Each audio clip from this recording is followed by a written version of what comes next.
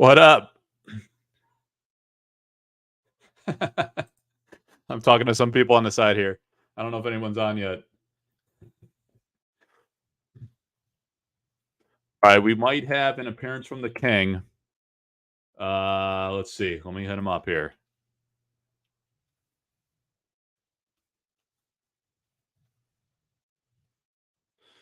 Let me send him a little link.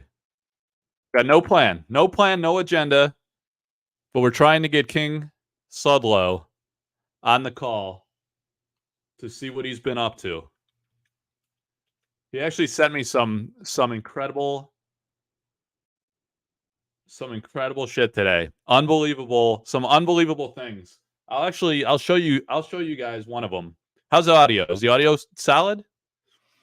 Someone confirm if the audio is all good. I'm trying some different things here with the AirPods. Sometimes when you go live with other guests, there's some new settings too in StreamYard, so it gets a little funky sometimes. All right, the King's got the link. I think no staggering loud noises. Well, I went AirPods today, so I couldn't Bluetooth to my speaker. I usually like to play some like rap music or something hilarious to open up. But what I'm trying to do here, guys, is get a few special guests in here to talk sorcery. And we'll see if they can make it happen. Sounds okay? All right, nice. Yeah, and again, if you guys are on Facebook, I can't see what your name is. It just says Facebook user. Pardukes. What's up, man? I saw you on I didn't realize you had a YouTube channel, or maybe it was just like a one-off opening something or something like that. I don't know, man. I watched it recently though. It was good stuff. Nice work. I love seeing more people getting out there, getting the word out on sorcery. And you know what, guys? What's up, Solar God? It's always poorly planned here. I'm coming towards the close of an auction I'm running. Actually, a double header, 2 auctions. So I gotta kind of like look at the other screen here and see this through. And there's another guy that should be coming on from another game scene. He's another YouTuber. He covers several games. So we'll get him on. We'll have a conversation, see what he thinks about sorcery. Actually, let me hit him up. Where is he? I'll be on in about 10 minutes, he says. All right. That was 3 minutes ago, so we'll see him in 7 minutes. Hey, yeah, if you guys have questions, too, while I'm stalling here, hit me up with that. It's completely open-ended. What's up, Diego? Down in Texas, right, man? Yeah, it's completely open-ended here. No plan, no agenda. Let me wait and see if another few people pop in. But there's going to be a sick auction popping off at 10 o'clock tonight. It's usually 8 o'clock. This one just went off here. Oh God, look at that glare. See that? That's the Keythera mechanism. The first Keythera mechanism, artist proof by Severin. I'm under intense bright lights per usual. You want some Lil Wayne too, Fluent? Oh, that's next level, man. I like the old school stuff like Jeezy and Nas. And I almost played Mashed Out Posse one time, MOP. But I don't know if I'd get banned from YouTube for that. That's pretty aggressive. So, I don't know what the rules are on that. I know there's some copyright issues at minimum. But like the violence and the swearing could be an issue as well. All right, so we got a 10-minute warning from one guy. Oh, here we go. We got someone extending the auction on the Windmill by Elvira Palakowska. So let me update this.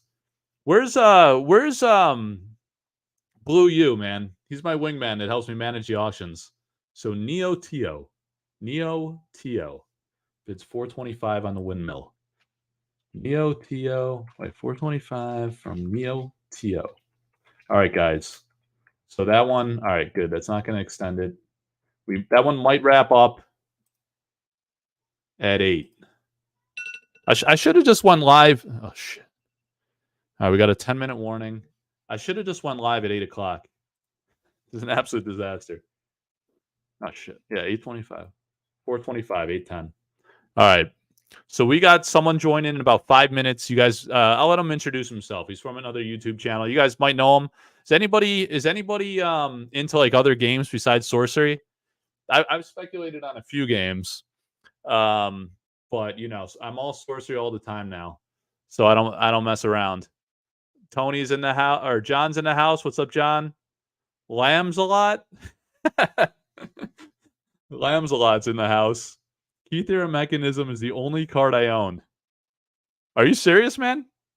That was the I think that was the very first original painting that I purchased from Sorcery TCG. The Predestination. It was called Predestination. Now we know it, of course, as the Key Theorem Mechanism. Sick card. Yeah, is it so Lewis, too fluent? Is it fun to play? Like, what is it like in terms of use case? Is it pretty limiting, or is there enough like random effects to parlay that baby? I know I remember when like Eric first talked about it, it was early on, right? In the early development, probably call it like a year ago, or maybe last fall. And he was saying like there's this card, Predestination. He flashed it up. I copied Severn immediately. And, oh, here we go. Tony. Hello, everybody. What's up, man? What's going on, man? I actually figured it out this time. Yeah, what's up with that? You wearing like a tiger shirt or something? Well, blanket. That's awesome. No, it's a shirt, man. Tony the Tiger. I eat Tony cornflakes. It stuck with me all these years. So yeah, that's awesome. Yeah, I was telling people I'm running an auction here. It's supposed to end at 8:00, so I'm like looking at 2 monitors here, trying to run this to a close. So I got to pay attention to 2 things. And then this other guy's going to come on. He's from another YouTube channel and he's getting into Sorcery a little bit. So we'll get his perspective. Cool. He's the guy that actually, remember Zach helped us out with the box opening? Yeah. He was the guy helping behind the scenes. Okay, so cool. We'll give him his props too for making that smooth. That was awesome. Yeah, what's been going on with you? Nothing much, man. Just dealing with this health issue with my hand. I'm seeing a specialist on Monday. They say I have a very severe a carpal tunnel syndrome. It's progressed pretty bad, and I lost motor function in my thumb. So when you hold a pen, Mike, and you're writing your name, everything just kind of rolls off. You don't even it's little nuances you don't even think about. And once this is happening to me, I can't feel the brush or the paintbrush in my hand. I can't feel the pen in my hand. I just have to go by how my arm's going to run with it, and it's kind of scary right now. So, but I talked to the doctor, and he said that worst case scenario, that I have to do surgery, and I might be laid up for, I don't know, what did he say, a couple of weeks or some shit. It wasn't a big deal, but he said that he'd be able to bring all the feeling back to my fingers and my thumb, and I should be okay. So I don't know. It's just, it's just fucked up, man. Yeah, shit. Sorry to hear that. Hopefully it's just a temporary setback. And it's right now it's devastating, man. When I can't even sign my name, that shit's fucked up. It's scary, Yeah. How are you doing? Did you get all the paintings done, like your current commissions for Eric for the next set? Or, no. I know you can't get into it in too much detail. Well, no, I can't. But I'll be able to do what I have to do for Eric.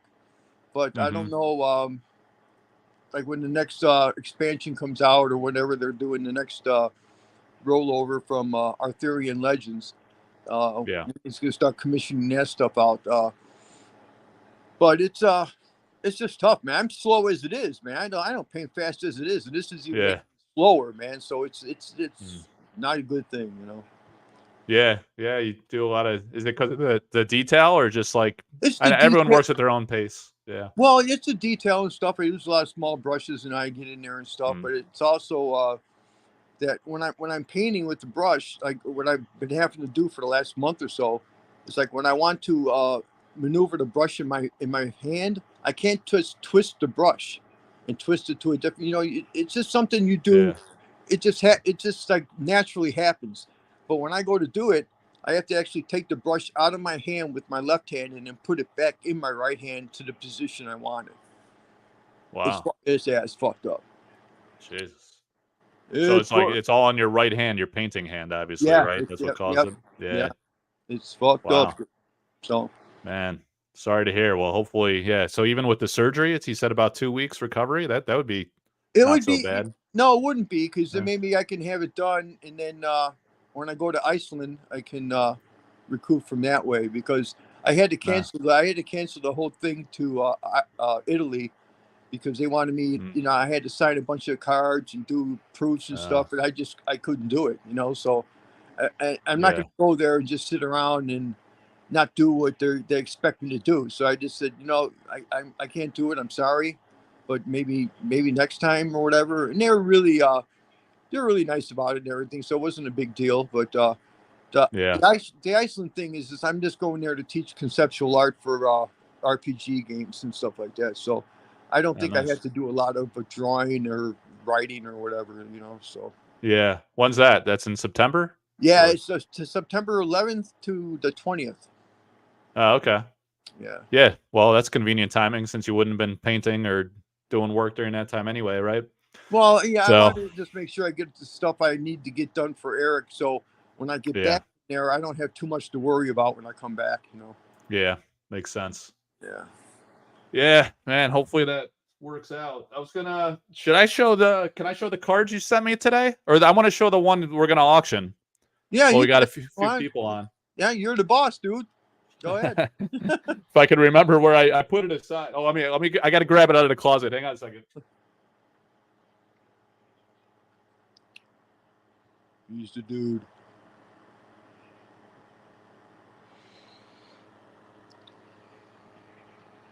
Yeah, he sent me one of the sorcery shirts that he sent you too. Yeah, That's yeah, pretty sweet.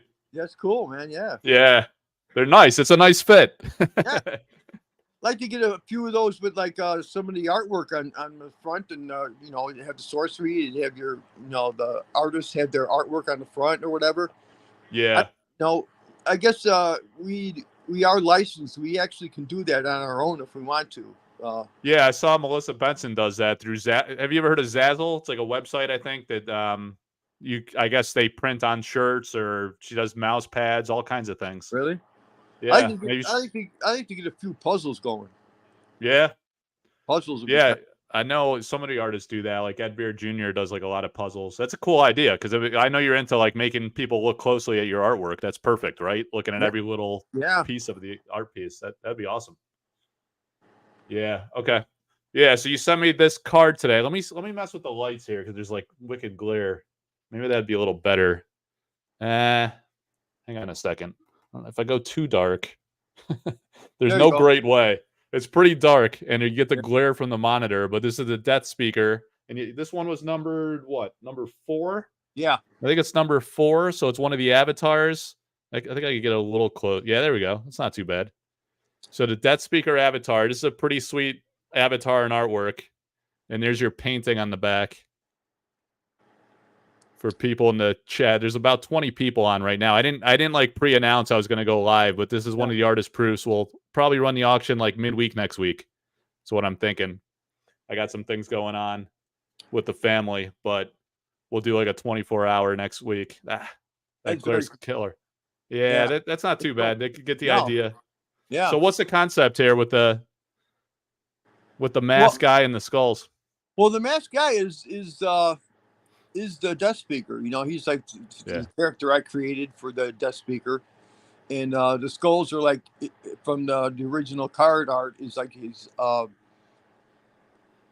What it was is like in the beginning the card was called the Necromancer, so it was like almost like he was raising the dead, but he was talking through the dead, and the skulls were like glowing, and it had the glyphs on the skulls, and it was like raising the dead through the ground, and they were coming up that way. Now this one here, I just played off of that a little bit where the skulls, it's, I don't know, he's death speaking to somebody, and I guess skulls, you know what I mean? I just wanted to make it kind of a cool art piece, something kind of neat and not too involved. It's kind of a small what.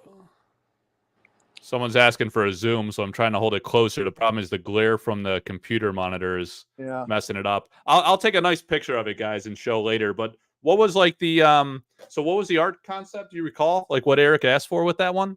What Eric asked for that one was, Tony, give me I need an evil wizard in the forest. Oh, that's all? Wow. That's all he told me. Simple. Yeah. Yeah, and I gave him that, and it was just like I ran with it. When I just drove my own. You got 30 years experience doing this kind of crap, and your mind just wanders, and you just try to create something just weird and something that trips my trigger to make a cool piece, and Yep. I just thought that was kind of cool. I don't. There's so much more to that painting. Like he's got he's got the staff like stabbed into the ground in the bottom on the full art piece. You can see, and it's got like the mark of Cain on the ground, like the Cain and Abel. It's got the mark of Cain, and he's raising up all these evil spirits. Oh wow. All evil and death and murder and everything that's ever. You can rate. It was what's the card's power? Raising. Well, it's your signature's on it, so I can't read it. Let me pull it up on the website because I forget off the cuff. I'm sure guys in chat know they've been playing the game. I focus more on the art, so I don't know. Yeah. Here we go. Let's check out the avatars page, and it changed. I think a lot of these things kind of changed from the early days when I was tracking closer. It says your avatar turns death into dominion. You may cast one dead minion each turn. And for 0 casting cost, if you're on death's door, whenever you summon a minion this way, banish it. So you may cast one dead minion each turn. Oh, so you like resurrect minions from your graveyard essentially. That's awesome. Yeah, well, that card itself is a pretty powerful card in the game, isn't it? Yeah, it's one of the avatars, so that's going to be like a big deal. Yep. So I just try to make it as cool as possible. And the more Eric can give me as far as like what the card actually does, then I can play that into the art piece itself. But he doesn't really give you any of that shit. He just tells you, "Oh, show me this and show me that." And I'd like to know, well, what does the card do? What can it do? And sometimes at this early stage, they really didn't know, probably. Mm-hmm. So it changed up and I did the drawing and the painting for it, and it changed into the Death Speaker. How that happened, I have no clue. But at first it was called Necromancer. Yeah, it happened a lot because like some of those paintings he commissioned back in like 2018, and even like the cards in the form they were in just last year, so a lot of them changed dramatically. So I think he had like he said in some like videos and things he had a high level concept and an idea of some. But then, like, sometimes based on the way the artwork came out, he kind of tweaked it a little bit to make it kind of fit, Well, I know he tweaked. I know he tweaked the Midland Army one because I had those, turned the ballistics launching fire and stuff, and he said that's how that turned. It can reach reach any realm or whatever any. So he was able to. He worked that into that painting. So, if he can give us, more information I know about what the card does in the game, that makes me work more, makes my mind work more and how I can put that into an illustration. And I'm sure everybody does the same thing. You know what I mean? Yep. So it's cool. Yeah. Awesome. Let me see if there's some people found in the chat. If you guys have any questions for Tony, let me know. So I think Eric said he's going to send you a box at some point, right? You didn't get it yet, right? You haven't opened any sorcery yourself? Myself? No. Yeah. No. So I sent you like 2 cards. Have you seen any of your foils or anything beyond those 2? Were you able to get any of them yet? No, all I got is Marco from Canada with the Necromancer. Yeah. I mean, Necromancer. See, I'm still calling it Necromancer. Yeah. With the Death Speaker. And the 2 you got for me, which I deeply appreciate. No problem, man. Undine and the Sea Raider. And the Sea Raider at first was called some kind of new blog. I don't know. It was some weird kind of name. It was just a strange thing, But Sea Raider and Undine and Death Speaker. Those 3 I have. Yeah. Awesome. And I'm always looking for more. And I'll just go on saying this right now if you want. really can't tell you what's going on, but Yeah. if you want to keep a lookout for more, it's gonna nail you. Arthurian Legends original. All right. Yeah. Awesome. Yeah, I can't wait to see. So, are you doing all like? Did he commission you for a bunch? So you don't have to say the exact number, but you're doing a lot more for the future next couple sets. You did Well, Arthurian, and you're working 2 sets. I know some artists are working 2 sets ahead, so well, that's no surprise. yeah, I'm only on. I've got a couple to finish up on Arthurian. He's Okay, also Armageddon's been moved to Angels and Demons, and Armageddon, like we nice. Armageddon, yeah, and Yeah. the Holy Grail was moved to Arthurian, but Okay, after that, makes sense. no, I haven't. Yeah, he's always got. What's good about Eric? What's really cool about him is he plays to people's strengths. So Hmm. Yeah. unfortunately for me, I pigeonholed myself as this guy who likes to do horses and battles and armor and all. Yeah. So that's all I get. But it's cool because Yeah. it just keeps me. I just keep pushing further and further. So, Yeah. in the Arthurian legend um, grouping, I have 3 of the knights: the Black Knight, the White Knight, and the Red Knight, and they're pretty cool. The Black Yeah. Knight Oh, very cool. The White Knight is wow. cool, and the Red Knight. All of them are very cool. So it's like I might even put those all together like in a print set. You get Huh? all 3 cards, and I might even throw the Strider from the first set, Alpha Strider, Outback Strider. Yeah. Yeah. Yeah. It'll be all guys who are just on horses because that's all these guys are. They're on horses with backgrounds and different things going on. So Yeah. it might be kind of a cool concept to have like a 4-pack print deal or some kind of shit like that. I don't know. Yeah. Yeah. That sounds cool. There's a guy asking, can you as an artist ask to submit a card design with a sketch in hand to sell it? I asked him to clarify. I don't understand his question. Can you ask to submit a card design with a sketch in hand to Does sell it? that mean he's going to send me a sketch of a card? He wants me to paint it? I'm not sure, man. I asked him to clarify because I didn't really understand the question. I Well, know. that's what I got out of it. I don't know if Yeah. he wants to. Is he going to lay it all out on the card for me? How he wants it? How he wants it drawn? Or Asked to submit a card design with a sketch in hand. I don't know. But I actually, it reminds me of a question though. I know some of the artists said they do like when they got the high level guidance from Eric, they did multiple different sketch variants to see what he yeah, liked. Did you do it approach it like that too, or did you just do the one concept and hell no, man. I he do gave it you some one feedback time. to tweak it? No, I just do it one time and that's it. I've never in my whole career, and this is 30 years, I've only had to change one drawing once. I just the Wow. first shot I've been hitting them pretty good, and then I just I'm not trying to give myself a slap in the back, but I'm just saying that I usually give them a little bit more what they want, Yeah. and it works out from there. Like with Eric and all the stuff, the Midland Army. I bet you he never thought that would ever end up the way it did. You Yeah. know, Yeah. That was he just amazing. told me he goes, I need to see an army that looks like there's thousands. I go, are you Oh, okay. kidding me, man? On a card, thousands? Yeah. So, I tried to, that's why you see all the little stuff in the background. That's where the Reapers all came in. And I just like to have fun with stuff like that.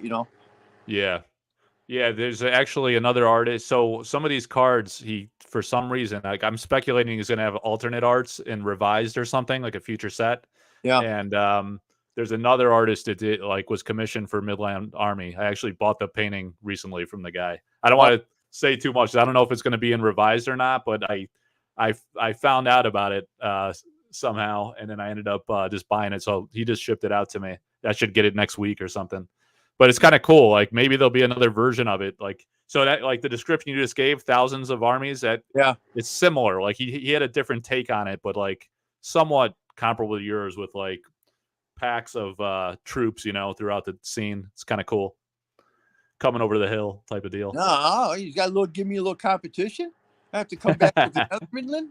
He chose yours for Alpha, so I don't know. I don't know how he decided because some of these are like really great too. Like some of the ones he decided to wait on. So I don't know. Yeah. I'm guessing maybe they could be curio, like the special curio insert cards in beta, or maybe they'll be in revised or something. I don't know. It's fun to speculate, but I don't know what the plan is specifically. Well, Already, it's just interesting how he's gone about getting everybody to do their artwork. Yeah. He's a good motivator when it comes to that kind of stuff, you know. Yeah. Yeah. He's super creative himself. Yeah.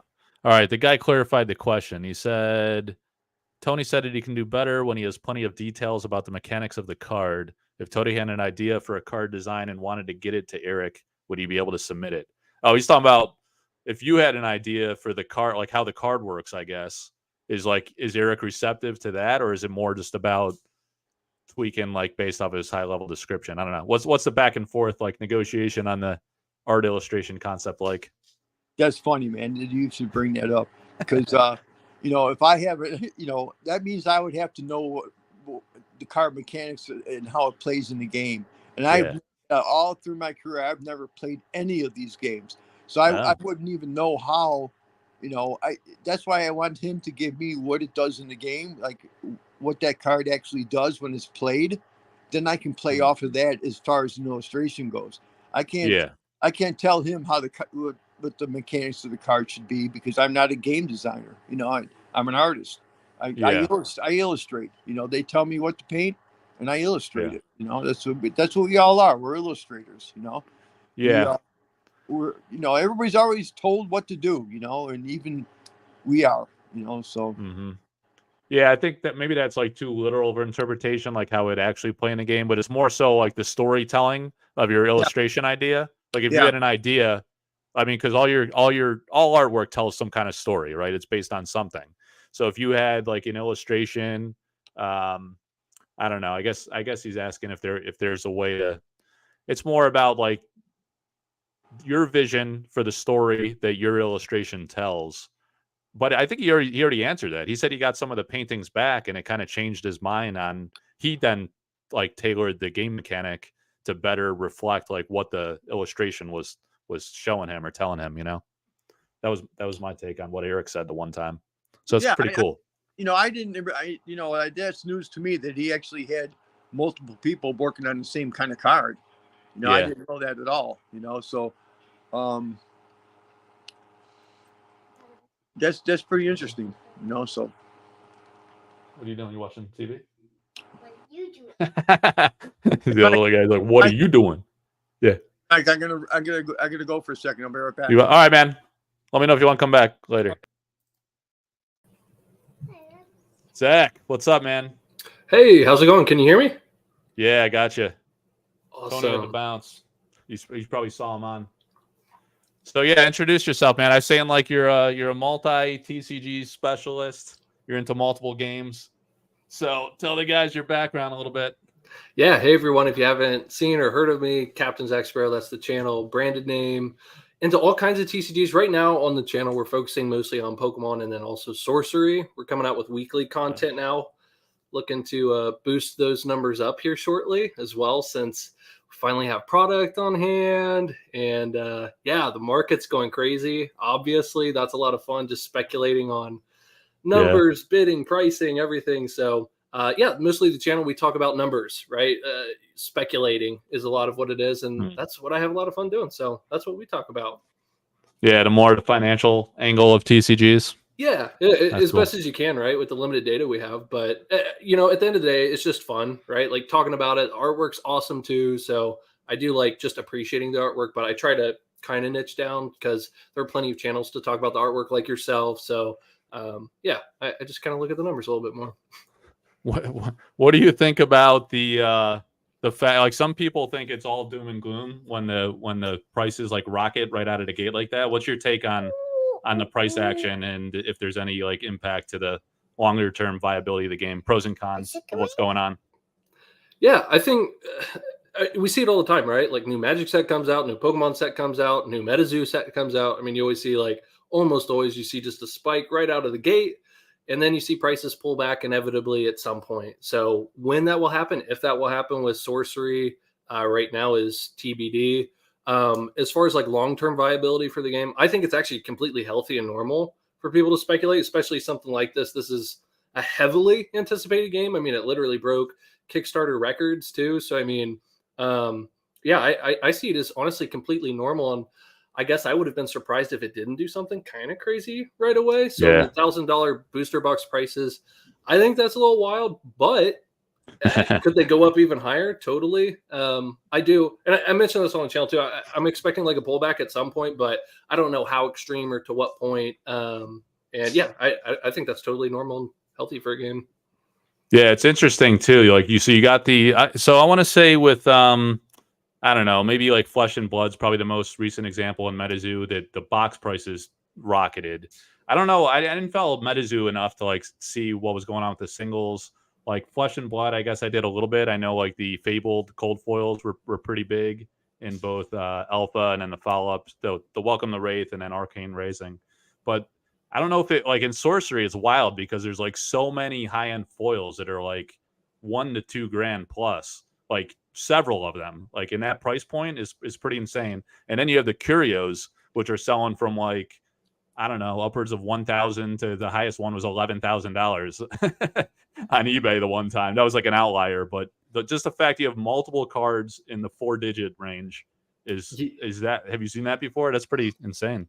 It is insane. So we're seeing that right now, actually, and maybe your audience will like this. I don't know how many of them watch Pokemon. I would imagine some of them don't follow that market. So this would be info that I would be curious to hear. So totally different TCG, totally different like average player collector based like age range, right? Like I would think, well, I know that the Pokemon market specifically, people who speculate in it are generally a little bit younger, about a decade or so. So different markets, different pockets, and incomes. But for example, on the Japanese side for Pokemon in particular right now, we're seeing a boom. People are going absolutely bananas over anything and everything modern Japanese. However, vintage stuff isn't moving nearly as much on the Japanese side as it is for modern Pokemon.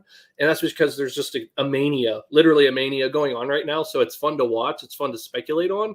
But we're seeing modern day like waifu and like chase cards going for multiple thousands of dollars, insane pop count numbers. Like we're talking like in the hundreds of PSA 10 pop counts compared to like literally tens of like older vintage cards that are older and they're literally objectively more rare. They are cool, like the Lugias and stuff that people who don't follow. So basically what I'm trying to say is it doesn't make sense. And I think that bubble will sort of pop at some point. I know that that's not fun to hear. It's like everything to the moon, but I think as far as Sorcery is concerned, I think it's sort of doing that, but I think it's also I think I could definitely see it being more sustained for Sorcery. I think the market's going to just grow too. So yeah, it's you could tell like from the auctions and stuff, the breadth of the auctions. You usually get like a handful of bidders. It's not like dozens, so it's still early days and pretty small, but there's enough people that are serious collectors in like the Magic scene, and that's probably the top game that translates. Obviously it resonates because of the inspiration it draws from Magic, but also there's like Flesh and Blood types that are interested and things like that. So you see some of the major players from those communities coming in and spending a lot and being aggressive, like, pretty optimistic about the outlook. And now we're starting to get grading. I don't know if you've been following on some of the Discords and things, and Facebook. I know you're not on Facebook as much, but people are posting things coming back from BGS, and I know people submitted to CGC as well. So it'll be interesting once those start getting auctioned, if it takes like a leg higher or what the premium is on a card that's already like the Philo Stone and foils been going for 8 to 10 grand in my auction. So what would a graded one at 9.5 do? I don't know. Yeah, absolutely. No, I'm excited to see it too. It's going to be interesting. We'll find the ceiling eventually. I don't know. I don't know where that's at. And it is interesting because like on the Magic side, especially when you look at older sets, like looking at Alpha or anything, it is staggering the sheer number of like just rarity on the Magic side compared to that of Pokemon, and how much cheaper you can get these super old PSA 10 like gem mint cards like in the hundreds of dollars, whereas like that's not a thing for Pokemon. Like they go in the multiple of thousands or tens of thousands of dollars if it was a similar pop count. So it's very interesting. I mean, the demand is totally different. I mean, at the end of the day, it comes down to supply and demand, but like we have a really good gauge of what the supply is, but man, demand is so tricky to figure out. And when there's Tulip Mania happening, I'm not saying that's necessarily the case right now, but I think it's a little bit like that. It's so hard to predict, man, but it's fun to watch. Yeah, Nick, the curios are an interesting case. Like, so people that after that $11,000 sale, you could see the immediate bias in the market. Like everyone that has a curio, because I want to collect those because I love the history and development of sorcery because I was in very early. Um, but then like the ask price that everyone's asking for is it starts at like 1,000 or 2,000 plus on like every curio, like the simple alternate arts, and then there's like the more historic ones, and then there's like the Brahm card if you've seen that, and like a Frazetta alt art that are really going nuts. And the thing is, it's like so illiquid that you only have like those 1 or 2 data points. You have the $11,000 Brahm card. It's the only public sale data point we have. Some of the others, like the other variants, I want to say there's like 1 or 2 public data points per card. So people use that as a frame of reference and saying, oh, well, that was like a month ago when booster box prices were $300 less. So now this card is 10 times more rare than the foil variant, and it sold like a month ago for $1,000, so now it's got to be worth like $5,000. You know, it's typical. Like I know in Pokemon there's extreme rarity too, and those cards don't change hands very often. So how do people come up with a valuation basis for something that rare and illiquid? I don't. It's difficult. And like SM Pratt, who's a big player in higher end Pokemon cards, he'll literally just list his high end stuff at an insane premium. And he kind of shrugs and he's like, the right buyer will come along eventually. And it's more difficult. And I personally, I don't have that experience. Like I just don't have $1 million cards laying around. Most people don't. So like, obviously I can't speak to it personally, but it's like anything else, right? The right buyer does come along, and they don't care if it's a $5,000 card or a $10,000 card. That makes no difference to them. So I think absolutely the patience game plays a big role in that too, and just waiting and saying, no, I know this card is worth this. I understand how rare this is. I got this at an early time. Sure, I've seen insane percentage growth on this, but I am expecting even more insane percentage growth into the future too. People still don't know how incredibly rare this is. Like I know you bring this up in your Discord all the time, which is people don't understand like how few cards there really are, like these sample artworks or anything. So I think the market will figure that out. And right now, just like me personally, it's something that whenever I can't fully understand something, I don't participate really, like monetarily, at least not heavily. Once we get at least a baseline, whatever it is, even if it's higher than what it is today, I'll at least feel more comfortable, like, entering a position, if that makes sense. So yeah, I kind of slowed down a little bit. Like I say, I was going for the curios early, and then I was like, oh man, it's getting a little crazy. I'll just wait a little bit. Same with the sealed product, but yeah, it's hard because it's so rare, and then once it changes hands once, people are more reluctant to sell it, especially below their cost basis. So it almost like pressures it upward, or they'll just sit on it, So it just becomes even more liquid. And you don't know when you're going to get another shot.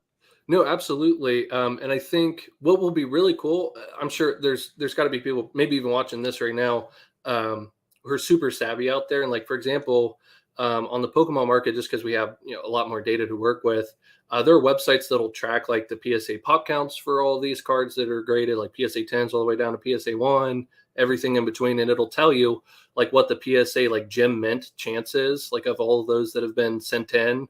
So, like, hey, what's the percentage chance that'll have of this gem minting? Is it really hard to grade? What is the likelihood of more of this entering the market? Like how many booster boxes do we think are left of this set? So, I mean, there's a lot of ways that you can game the system. And basically, long story short, I mean, we don't have any data with Sorcery. I mean, this is first set. It's all new. It's unprecedented.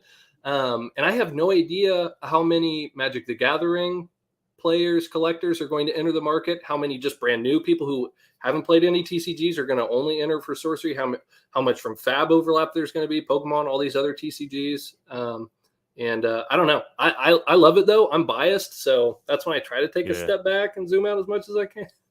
So yeah, it's tough in early going when people are super excited. You don't know where it's gonna end up, and then betas come in October, so be interesting to see once there's more supply. But yeah, the fact that there's like 67 cards that only have 250 pop size is pretty unprecedented, and then the curios. But like you say, with like those other things like the samples, if you're coming into Sorcery right now, you have no idea on the history of sample cards and test print cards. Like I was 6 to 9 months ago when there was nothing else to talk about, I did like a hardcore deep dive on the sample cards and like found out everything I could about it. and I was really spotlighting that. So like when the people in the know then were aggressively buying those, but now nobody's talking about it. So if you're coming in new to the game, you're not going to go to some guy's YouTube channel and like watch every video he ever did, or discover like my website where I have articles about that. Like people just don't know. So Yeah. I don't think they realize that some of those, like probably the uniques and elites in sample card form could be single digits, or probably like on the order of curio rarity. But it's just out of focus right now. And then the artist proofs, even coming into like a new game, typically Magic has 50 copies of the artist proofs. Sorcery only did 25. So that was pretty interesting too. It made it also very rare. And the art is like a big deal in Sorcery. So I think it makes it even more in focus and valuable and interesting. Absolutely. Totally agree. I know I keep bringing up Pokemon, but that's one of the best examples that I personally can provide. But like, for example, there's a fairly modern card out right now. Everybody calls it the Moonbryon. It's like an Umbreon alt artwork that came out during the Evolving Sky set.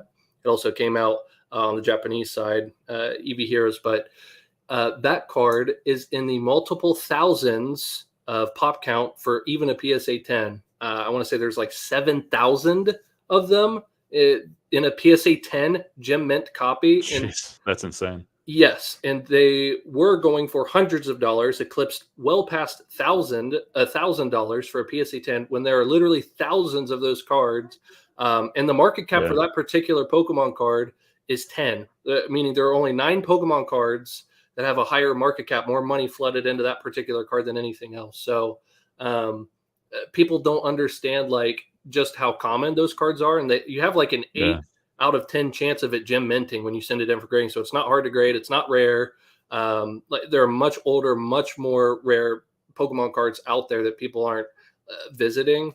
So I guess all of that to say, I don't think people look at the market specifically that way. A lot of times they don't understand rarity.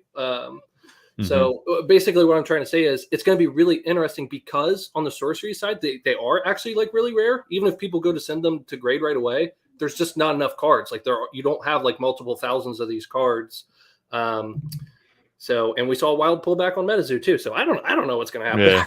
Yeah, it could happen, certainly. Yeah. But like, so rarity, it's like you said earlier, it's supply and demand. Rarity on its own means nothing if there's not demand. Like it could be the rarest thing in the world, but if nobody cares about it, it's still worthless. So, and part of that is like, yeah, if they're educated on it, people do chase rarity. They'll put a premium on it knowing that it's rare. So like, that's the argument I hear on the curios, that there's like probably there's 15 variants that have been found so far. And I think the most of any single copy has been like maybe 15 copies tops. So people are speculating, oh, maybe there's only 25 or 50 of each variant. So that most people think it's in that neighborhood of rarity. But like, so like some arguments I get is if there's only 25 of those and there's 250 foil variants of that card, that's like and so this card's selling, this card that's in high-end foil that has 250 copies is selling for, you know, let's say $2,000. And then they're saying the curio only has 25. So that's a factor of 10. So that should be, you know, 2,000 times 10, $20,000 for my curio. But it's not linear with rarity. Like the curio is a niche, in my opinion, within the set. And if it's like historic and not, some are playable, some are not. So that kind of matters. You know, some people chase like the more powerful cards in the mainstream set. And some people, you know, they'll say, I can't get all the curios, so I'm not going to bother with any of them. And they're saying the same thing about the foils. If you have too much extreme rarity, they'll just go for a full non-foil set, or they'll go for just like the Alchemy 9 or the Frazetta cards or whatever subcategory they want. But it's kind of interesting with those dynamics and that level of rarity, and so many items in the alpha packs having that rarity kind of supports the booster box price right now. But it's also playing into the extreme evaluations and the chase frenzy, I think. So I haven't seen it like on that order of magnitude in other games where there's that many things that are that rare within the box, you know? Yeah, no, it is actually, it's weird. So, and it is hard to draw like comparisons and conclusions from that. But that's part of the fun, I think, for me too. And gosh, it's just so unique. I love seeing like this old, like vintage looking artwork, which is just really cool at the end of the day. I am excited to see what it looks like moving forward. Who knows what, like 3 months from now is like kind of like, just for example, like what are box prices going to look like 3 months from now? Like once beta releases, once that's out and about in people's hands, like what's the market going to look like? What's the market going to look like 3 months after that? Like, or even just a couple years from now. So, right. Yeah. Who knows? Yeah. Well, so it looks like Tony reemerged, so I'm going to let him back in. We'll continue the Awesome. market talk another time. It's pretty interesting. But hey, Cool. Tony, Hey, I saw you waving there. Captain Zach, how you doing, big guy? Hey, I'm doing good. I am a big fan, Tony. Pleasure to meet you. I'm a big fan of yours too, man. Thank you. How's everything should- going? I was listening to you guys talk about all that. And as far as an artist goes, you know, maybe I should be more knowledgeable of this stuff, but it's a bunch of mumbo jumbo to me. But you know, you guys know what the fuck you're talking about, man. You know, like, all these little nuances on you know, how the car prices are going up, this and that, and but what I don't understand is maybe you guys can clue me in on this. Is how the hell did Brahm jump on the bandwagon as a desk speaker? We have no idea. I mean, that was a shocking curio because he's such a big time artist, you know, and he was not a officially declared artist as part of being part of the Sorcery or Alpha project at all. So so far that's the only surprise artist that we've seen an alternate card from.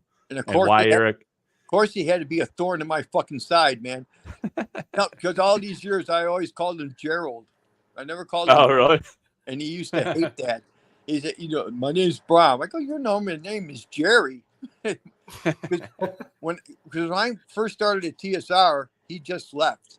And the spot that I took over, not like I'm saying I was to fill his shoes, but his spot in the studio, I had that same corner. So everything was turned over to me, where Brahm actually sat to produce all the masterpieces he did for Dark Sun and whatnot.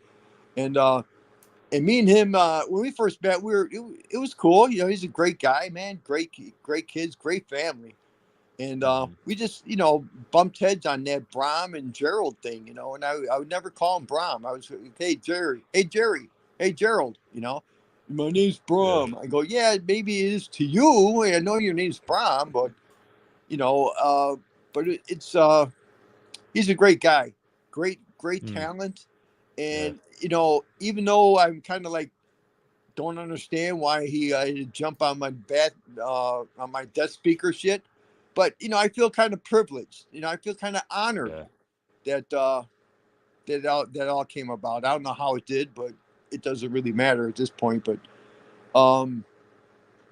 do you guys know how that happened? No, we don't know anything about the background. It was a surprise card, and there was no indication that there would be an alternate art for that particular card. The artwork itself is from. Are you familiar with the Guardians? TCG from the early '90s. Okay, so it's something he didn't do. It was an art they picked up. He didn't do it for the game. No, they must have licensed it because it was actually on a different card, like TCG. That's now, I assume, the Guardians isn't around anymore. But it was in the early '90s, so it's another.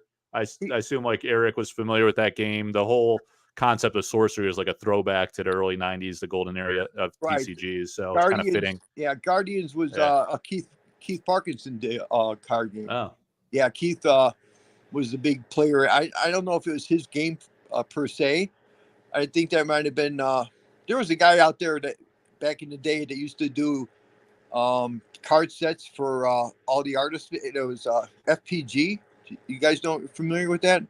No. And they did the card sets for Jeff Easley had a card set out. Rob Ruppel did. Clyde Caldwell did. And this guy, it was just a card set of all the artwork, and they would put it out like baseball cards, you know.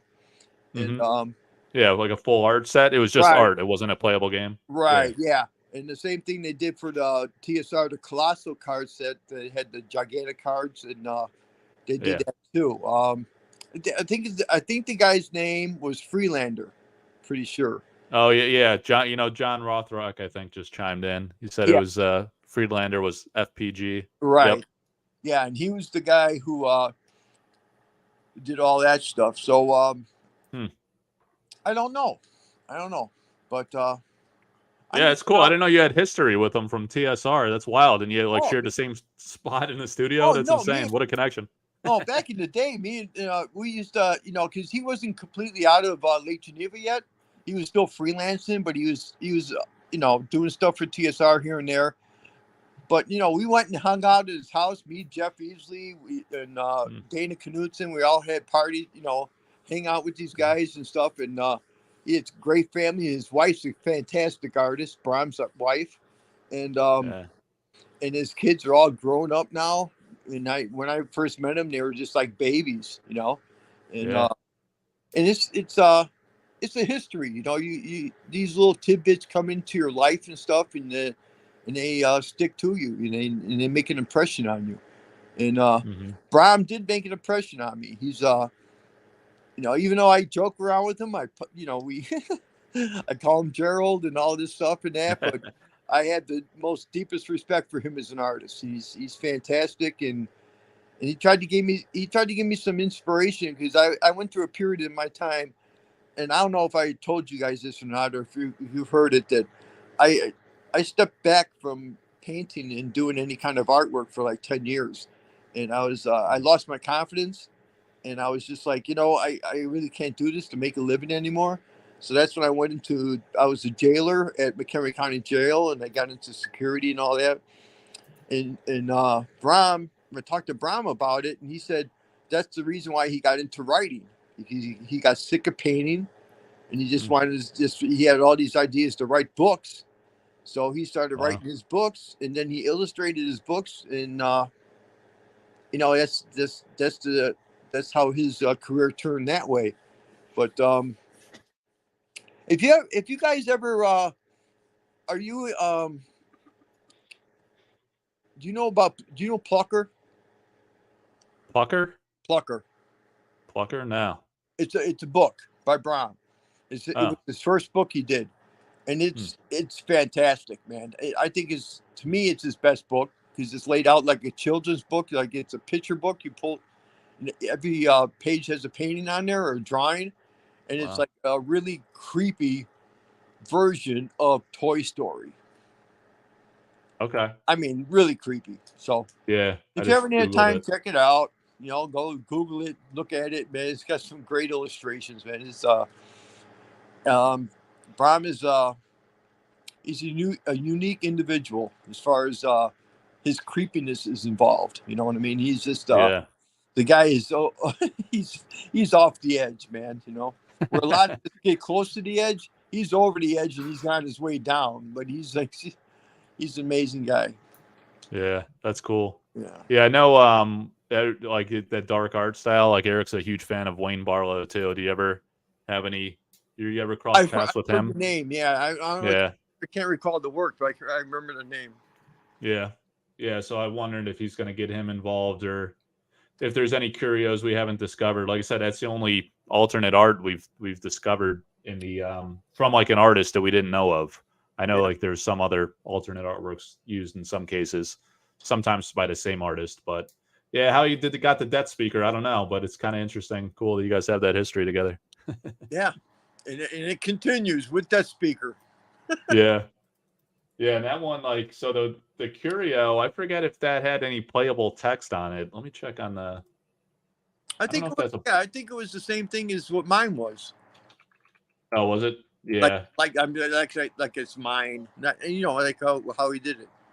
Yeah, the main. Here comes the Mage Hunter.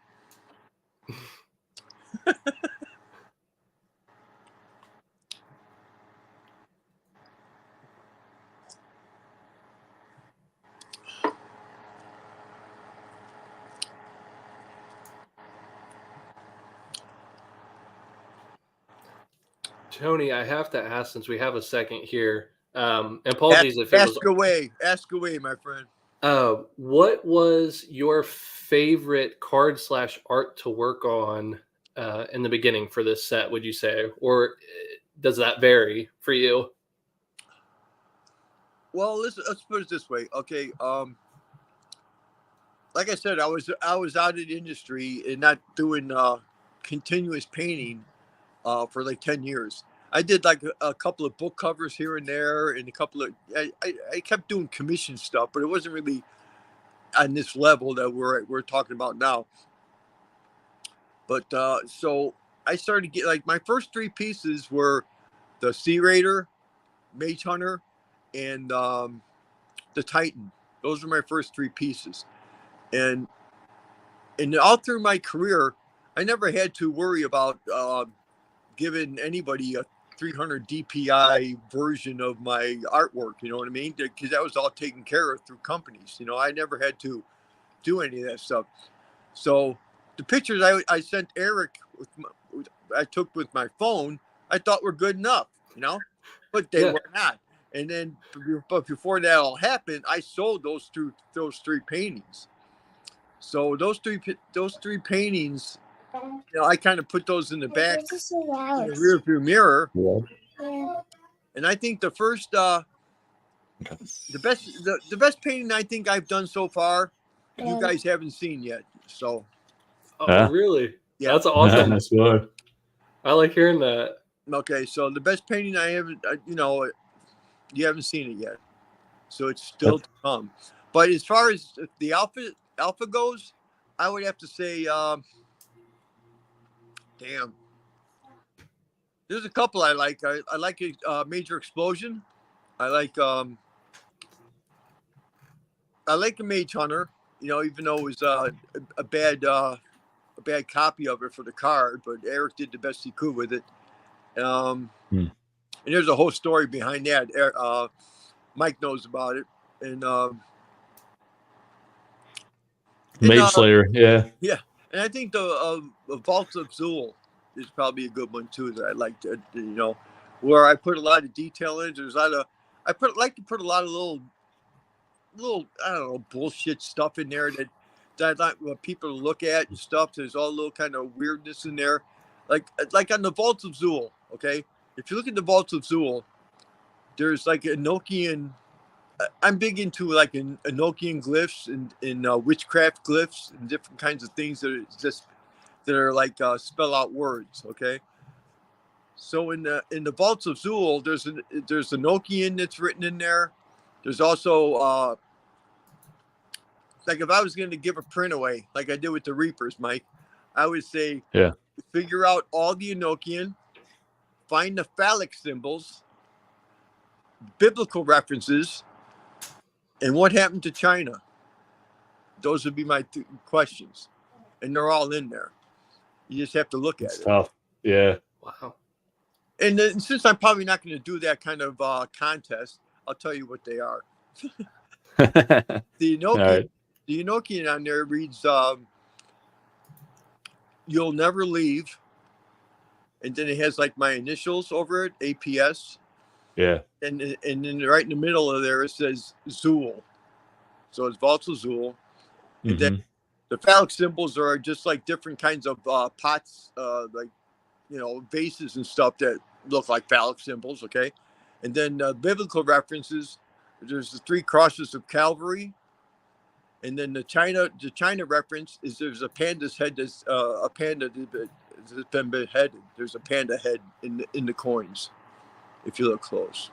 Yeah, it's covered by the text box, so you'd have to have the full art picture. Yeah. The original artwork. So a lot of that stuff, I like playing around and doing weird shit like that. I don't know. It's awesome. Yeah. If it interests people in it, or if it just gets me off as an artist. I know it gets me off as an artist because I put the time into it to do that, But the Vaults of Zool, Major Explosion, Outland, Outback Strider, I like a lot because I like painting horses. So there you go, man. I don't know. It's like I said, the best is yet to come. You haven't seen what I think is my best yet. Yeah. Awesome. The flanking maneuver one's pretty awesome too. Like it's a great capture of an action shot with the horses making a flanking maneuver. Yeah. That was extremely well done. I love it. I'm looking at it. I'm looking at my website here. And then Armageddon's like sweet. I can't wait to see what he ends up doing with that. Everything I do is fucking fantastic. they're all pretty I don't want to incredible. sound like There's an no arrogant joke. bastard, man, but you know, Armageddon, yeah. Unfortunately, it didn't make the first set, but there was a lot of work in that too, you know. So, and Yeah. of course, Death Speaker, Mhm. another one that has like a certain. At the time I did Death Speaker. I was going out with this girl, okay, and she had a daughter. She was like 18 or whatever, and the daughter's name was Bella, and Bella used to call the girl I was going out with like her Nana. It was like a Nana, German for grandmother or whatever. Mhm. And so on the left side of the picture, the skulls read Bella with the glyphs, and on the right side it says Nana with the glyphs. Wow, Nobody that's knows cool. that except me, you, and now everybody who's listening to. And Yeah. but I mean, That's I on just throw weird which one was that on? That was on Death Speaker, you Death said? Death Speaker. Speaker. Yeah, you see the There's skulls, glyphs? the glyphs on the Oh yeah, on the skulls, foreheads. Yeah. yeah. Those are the Enochian glyphs for on the left side. Yeah. It's Bella, and on the right side is Nana. I wonder if there's a way I could let me see if I could show my screen. I don't know I if that's think you possible. can add mine. I'm sharing mine right now. If you can add mine to the stream at the bottom there, Oh yeah, I see it. Oh shit, yeah. Let me do that. should be easier. Yeah. Okay. So you got the skulls on the left and right. Yeah. That's cool. Yeah. What is this what's this site you're on here, Zach? I'm just on the sorcery. I went to the see full card list at Curios.io. That's where I'm Oh, on. okay. Yeah, I didn't realize all those facts were there now. That's interesting. They had a bunch of stuff. Yeah, nice. I didn't really notice those glyphs that much before. But I love that like yellow glow and whatever like fluorescent paint you use for that. It's on the vault, the Vault of Zool too. That looks amazing. It's got that creepy kind of bile pukey kind of yellow color. Yeah, it's awesome. Yeah, I don't know if you guys ever noticed it, but I have a deep phobia for painting in green, and I hate green. You know, as far as Okay. So, yeah, there's my girl. That's my daughter. Yep. Yeah, that's cool. Did you ever get into like airbrush painting at all? I noticed some of the artists use that technique, like Ed and Rodney Matthews and some of these guys. No, but there's some people who ask me if I do airbrushing. I said no, because they said a lot of my paints look like I airbrushed them, and I go no, I do a lot of dry. Yeah. I do a lot of blending on the board. Like a lot of my blending Okay. goes on the board, and I use a dry brush to blend them. So it kind of just blends it all off, and I try not to leave too many brush strokes. So Yeah, it's yeah, really impressive. That's why I was wondering, like even the background on Death Speaker, like with the moon in the back, and then some of the colors of the sky, it's just so smooth and crisply done. It's impressive. yeah, it's just putting two colors next to each other. You take a dry brush and you blend them together softly and stuff. I mean, it's tedious, but it's just what I'm used to. You know, I've been doing it since 1992. So Yeah, it's all yeah. technique. That's cool. Yeah, so it's incredible detail too. Did that speaker like take like how long of a job is it to do like painting with that kind of detail? It's unbelievable. No, God, now you're gonna get into like It's like days of time. It must have taken you days to do that. Wonder if why you only do 10 cards a set. That's a lot of detail. It takes a long time. You know, just to give you an example, and you probably can sit there and say, "Oh my God," the Midland Army painting. It took me like almost 2 months to do that painting. Yeah, and that was a big one though too. It was large size and big, a lot of detail. And a lot of shit was in there, and once I start getting into that kind of stuff, there's no stopping me, man. You know, it's like that. It's like that Queen song. There's no stopping me now, man. You know, I just keep going. Yeah. You know. So Rothrock's asking what varnish you use on your paintings. Varnish. Yeah. Kamar varnish, spray varnish. Kamar. Okay. Yeah, it's a workable varnish. So it puts it down. It fixes the picture. It brings all like it's better than a retouch. So it seals everything. But you can also, if you need to, work over it and then retouch it and spray it again. So I like Mhm. using that. There's not a permanent varnish on that, you know. It's just, but it works as a permanent varnish. You know what I'm saying? Yep. Yeah. Yeah, it's interesting. You got a lot of like high rarity cards too. I wonder how that'll play out in the future sets. I think you only have like the C Raiders and Ordinary, but then you got a few exceptionals and you got a few uniques. So those will be Is the Sea Raider the ordinary or is it the Mage Slayer? C Raid. Oh no, you're right. Sea Raider's exceptional. Mage Slayer was Ordinary. Yeah, Yep. I know. That's the only one that's ordinary. So Yeah. So You got a few elites and uniques. exceptional, Yeah. unique, elites, and one ordinary. And So what are you gonna you don't have to talk about it if you don't want to, but are you gonna tell people what your King of the Realm idea is for the artist proofs? Or is that supposed to be a surprise? you know We don't have what? to You know, say if hey, you want. I gotta go to the bathroom. Sorry. All right. And I'll come back and we'll discuss that. Okay. All right, man. If Sounds you good. want. Okay. Yeah. Yeah, All it's a right, cool okay. concept. Be right back, bud. All right. All right, we'll pop him back in when he comes back. That We go back to works. market talk. Yeah, Market talk in the meantime. I was gonna say I don't know anything about artwork, so like I appreciate it, but yeah. Well, it's interesting that he's like they introduced Brahm as a surprise artist in the set, and he actually has history with the guy from TSR. That was the same thing. Like he told me before how he shared a studio with Jeff Easley. He always talks about as like a close buddy of his. He's like did a lot of D&D stuff and Magic. He's really big in those scenes, and Alan Pollock too. So it's cool how like a lot of these artists ran in the same circles for other projects and reunited in Sorcery. It's actually so cool. Yeah, like just from the decades past and like now, like absolutely wild. I think I agree with your sentiment. It's an absolutely unicorn of a project. Yeah. I'm biased too, right? Like I'm making videos on it as well. Like, but it's a super cool concept. I'm glad that so far the community seems to think the same.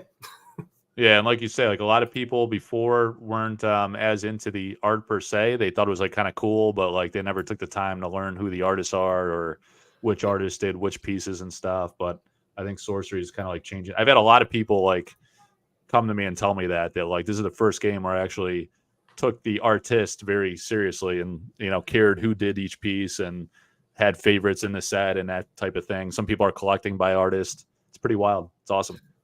Yeah, there's a ton to unpack there. I think it's super cool. Like, and now we have channels like yours covering it. Like, I don't want to say exclusively, but heavily. It's awesome. It's super cool. I can't get enough of it. Like, I'm like pretty much watching all of the Sorcery content out there right now, which I don't think there's enough of it yet, but it's brand new, so that'll come. So, yeah. Yeah, like some people are saying there should be more gameplay content. I think that's common. Like right now with like we were talking about earlier, like Elf is so expensive that people are not going to play with those cards, or they're only going to play with the pre-cons, or they're more fixated on flipping or investing, collecting, that type of thing. But I think like the tone will change, or like the coverage will change through YouTube once beta is out. Although I don't know, I think beta is going to be a little hard to get too. From like I was selling them through my Patreon, and like I took like I had like a Google form, and I have like 90 people in the Patreon. So I was like, all right, maybe it'll be like, I don't know, a few dozen cases. There's demand for over 150 cases of beta. And like I partnered with another store. We're only guaranteed, I think, like 34 cases. But there's people want 150 plus cases, not boxes, cases. Yeah. So it's like insane demand. And like no store is going to get that much, So right. People are going to go like raid every store and get as much as they possibly can. Maybe because the valuations are high. I'm sure that has a lot to do with it. People are speculating and stuff, but the demand is wild. So it's almost like no matter what the print run is, it's going to be a big deal and be pretty insane. Yeah, it's wild. And this is just because I always like thinking of numbers brain, like with supposedly student loan repayments kicking back up in October again. What's that going to look like? Right. Yeah. With like just the economy, like with people discretionary income, spending money on sets. You also have beta kicking off close to that time frame. Alpha will have been out for numerous months at that point. So yeah, I mean, if I were a player, I'm not opposed to picking up the game and playing, but I'm not going to open up $1,000 box to play some cards Yeah. with my friends, right? So Yeah, I just hope yeah. like beta is like fairly affordable for a while, so the players can get access to it, and we do Yeah. see more gameplay coverage. Because the criticism of every new game is like nobody plays it. It's only about stonkers, investors, collectors. But I think like what's fueling like the price action right now is the fact that people that were in on Kickstarter bought in at $130 a box on average. Some of the early bird specials were a little lower, and now they're like close to $1,000 or like $800 a box, let's say on average. That's like a lot of easy money. If you bought on the order of cases, some people just bought a couple boxes, but if you got a few cases, all of a sudden you have like several $1,000s. And the guy, I won't get into the details too much, but the guy that bought the Brahm card, like a lot of people just contact me, which is awesome because I get a lot of insight into like the market dynamics.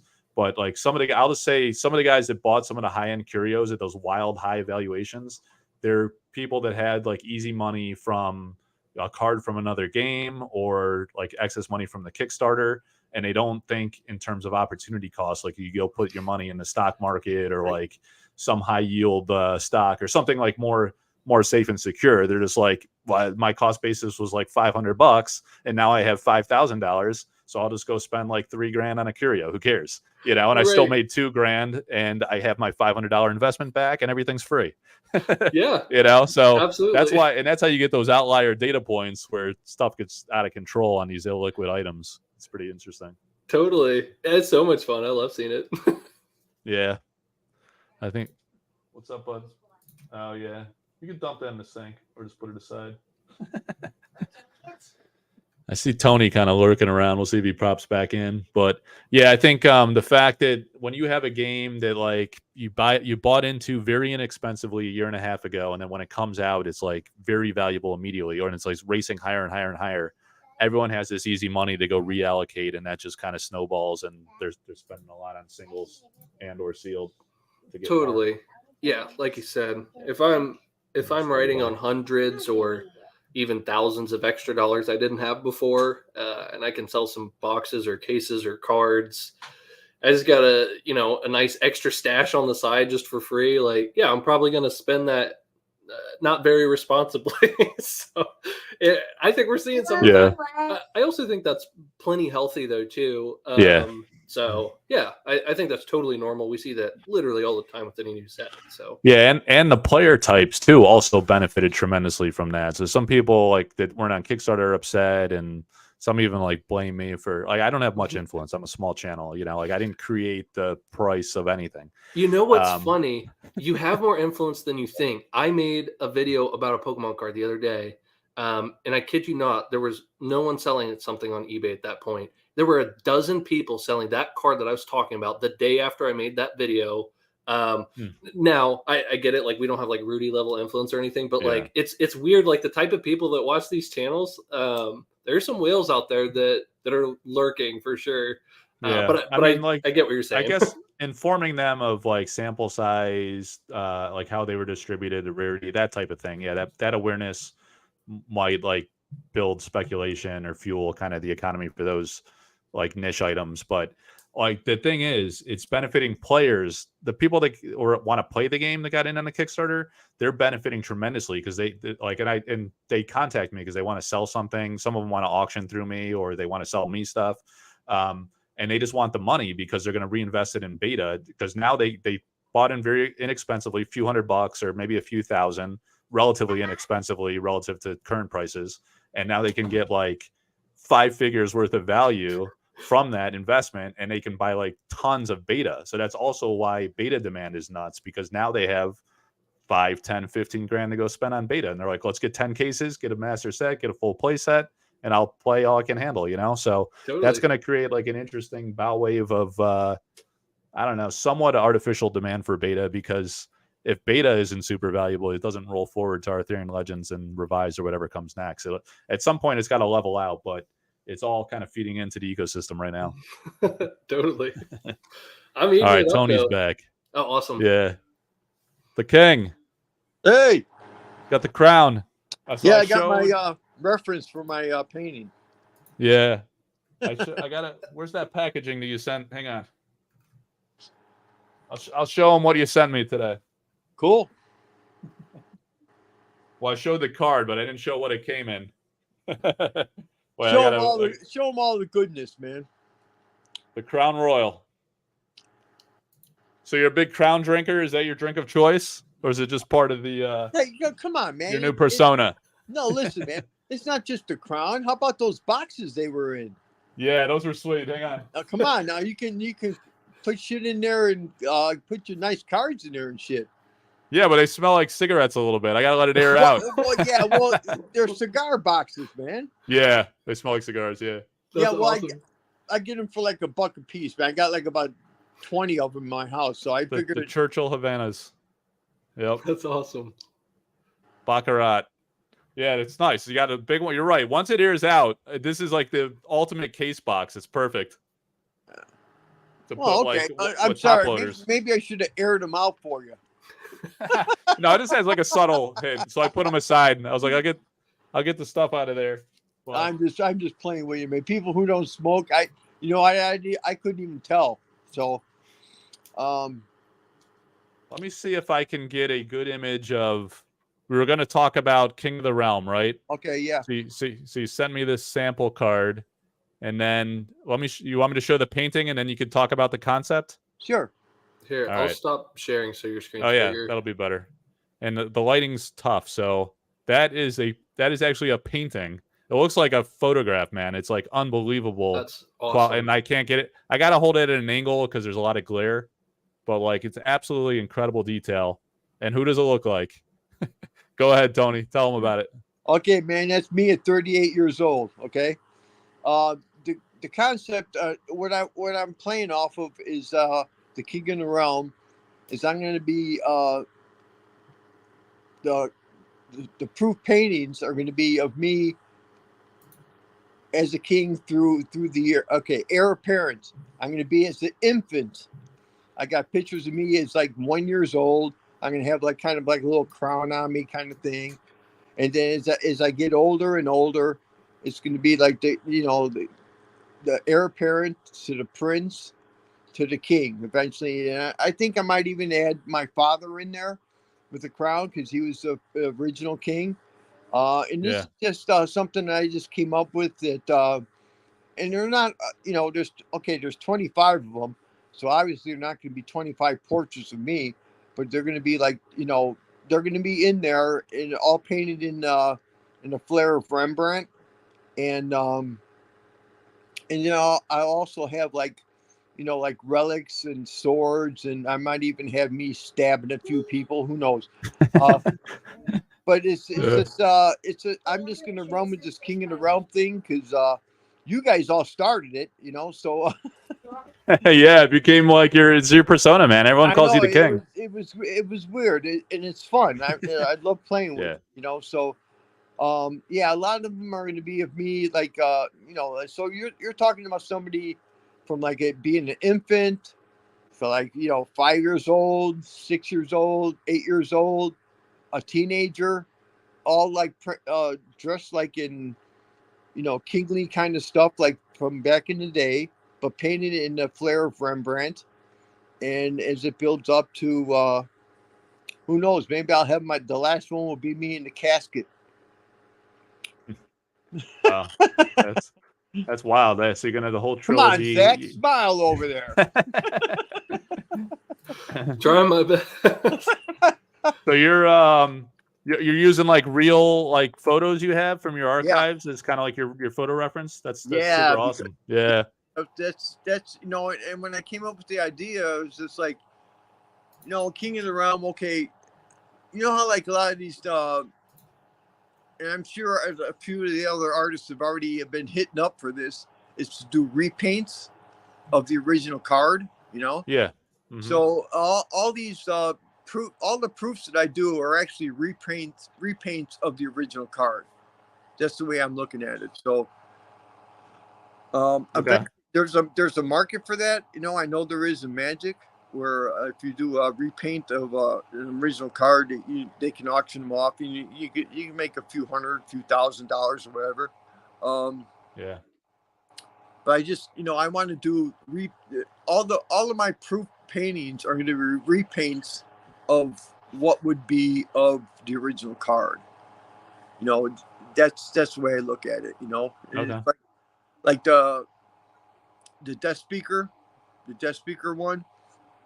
It's kind of like a repaint of the death speaker. I don't know, if I just broke it down to what it was really informal, but I just don't want to do some like stupid little kind of squiggly drawing or something like that, or paint. And I'm not trying to mock anybody or nothing, but I'm just I put a lot into what I do as far as painting. If someone's paying me the money for it, I'm going to give them the best I can do at that moment in time of what I have to give, Yeah. and I'm not going to sit there and skimp on any of that shit. You know what I mean? It's just, that's who I am. That's, I don't know. I can't think of doing it any other way, Mike, That's the way, man. Yeah, it's worth it. It's only Jack. 25 of them. It's a lot of time though I and know. effort, but you'll hopefully be handsomely rewarded with good prices for it. Well, it's just like you said, there's only 25, so I'm not going to sit there. I'm not saying I'm doing 25 portraits of myself. Jesus Christ, I can't look at myself that much. But I'll pick and choose like the years and the good pictures I have that will fit to the costuming and things that I want to do and pull off on it. And hopefully, yours is the first one I did, Mike. So hopefully you like it, man. Yeah, I love it, man. I will never sell it. Like I don't like selling anything anyway, but like I cherish this one. It's so cool. I knew it was you right away because I was looking on your social. Here, maybe I can see it a little better because I blew up the screen. But I was looking on your social media and like some of the earlier when you were at TSR and stuff. Yeah. There's like the one you had of you're working like you're leaning over the big easel doing the birthright one. Yeah. Your epic birthright piece. It's unbelievably huge. I know, like, is that how you're like typecasted? They're like, oh, that's the birthright guy. Like they forget about your other. I pigeonhole myself, man. Damn, I pigeonhole myself. Yeah. With that painting, with the birthright painting, I never painted a horse in my life. Yeah. Never. And there's 27 horses in that painting. Yeah. And what's funny about that painting, I don't know if I told you the story or not, but when I first started at TSR, they hired me on to conceptualize the world of birthright. So, because I conceptualized the world of Earth Dawn for FASA. Remember the game Earth Dawn? No, I'm not familiar with that one. Okay, well, no. I did that one too. So they hired me on to do this one, and when I went in there, they told me, okay, dude, want to conceptualize how the people are going to look, what's going to go on. And Lorraine Williams, who was the owner of the company, she said she always wanted this huge battle scene. So they said, okay, we want you to create this huge battle scene, tons of horses, all kinds of stuff, crap going on. I said, okay, so I started doing it. And then they told me I wasn't, it was the illustration, a drawing I was going to do for another artist to paint. I wasn't going to be the original painter. So I'm doing this and I'm doing this. I worked in this drawing for 2 months. I mean, there was tons of shit going on in there. And then I said, you know what? By the time this guy's done painting this thing, he's going to be screaming my name. Fucking Tony, I hate this motherfucker, whatever. And what ended up happening is they took me into a meeting and they told me that, you know what, we can only find one person who can paint this picture for us. I go, well, you said it wasn't going to be me in the first place. She goes, well, no, now it's going to be you. I'm like, holy fuck. Now I got to paint all this shit too. Yeah. So, you ever hear of Angus McBride? I don't know. He did familiar. the Osprey books. The Osprey books. Oh, are all okay. Like the military through the years, authentic military stuff. He was my influence, on all this. And they said they wanted him to do the painting. But for some reason, they said that he got lost in the Amazon jungle and they couldn't get a fucking hold of him or some shit. I'm like, oh, what the hell's that shit? So they said, well, he can't do it, so we want you to do it. So that's how my whole career. That's how my whole career actually started, man. Wow. So yeah, thrust into it. That's crazy. It's pretty funny. Yeah. But anyway, the the King of the Realm picked the King of the Realm proofs, the APs, Yeah. are going to be of me through the years of growing up is in my life. And like, you know, I actually have one that of me is like, I think I'm like maybe 1 year old. You know how you get those old pictures of you back in the day, Yeah. in 1957 when I was born. They used to have your hair all pulled up like a mohawk over your head, like a little curly Q and shit. Well, Yeah. I'm gonna have Yeah. that. That's gonna be one of them with a little. I'm gonna make me look kind of royal and stuff like that. Nice. And it's gonna grow as I get older. And then plus I'm gonna put trinkets in there of relics and all kinds of weird shit. Cool. So Yeah, I want to see the baby one. Hey, So we got that's- a friend that's going to join us here, Tony. Okay. You'll be excited Cool. to see this guy. oh no! See if you recognize him. Oh no! Got him! What's up, big guy?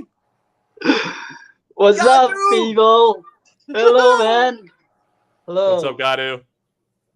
How you Hello. doing, man? Where are you at right I'm now? doing You at good. home? I'm having fun watching your live stream. Yeah. You're having fun listening to me bullshit, huh? Yes. Is it what 9 o'clock in the morning where you're at?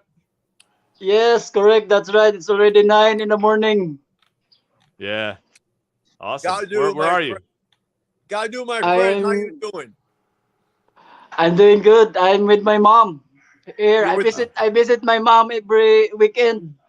Oh, hey, you got to be having a good Nice. time if you're visiting your mom. Holy shit! Yeah, hell yeah.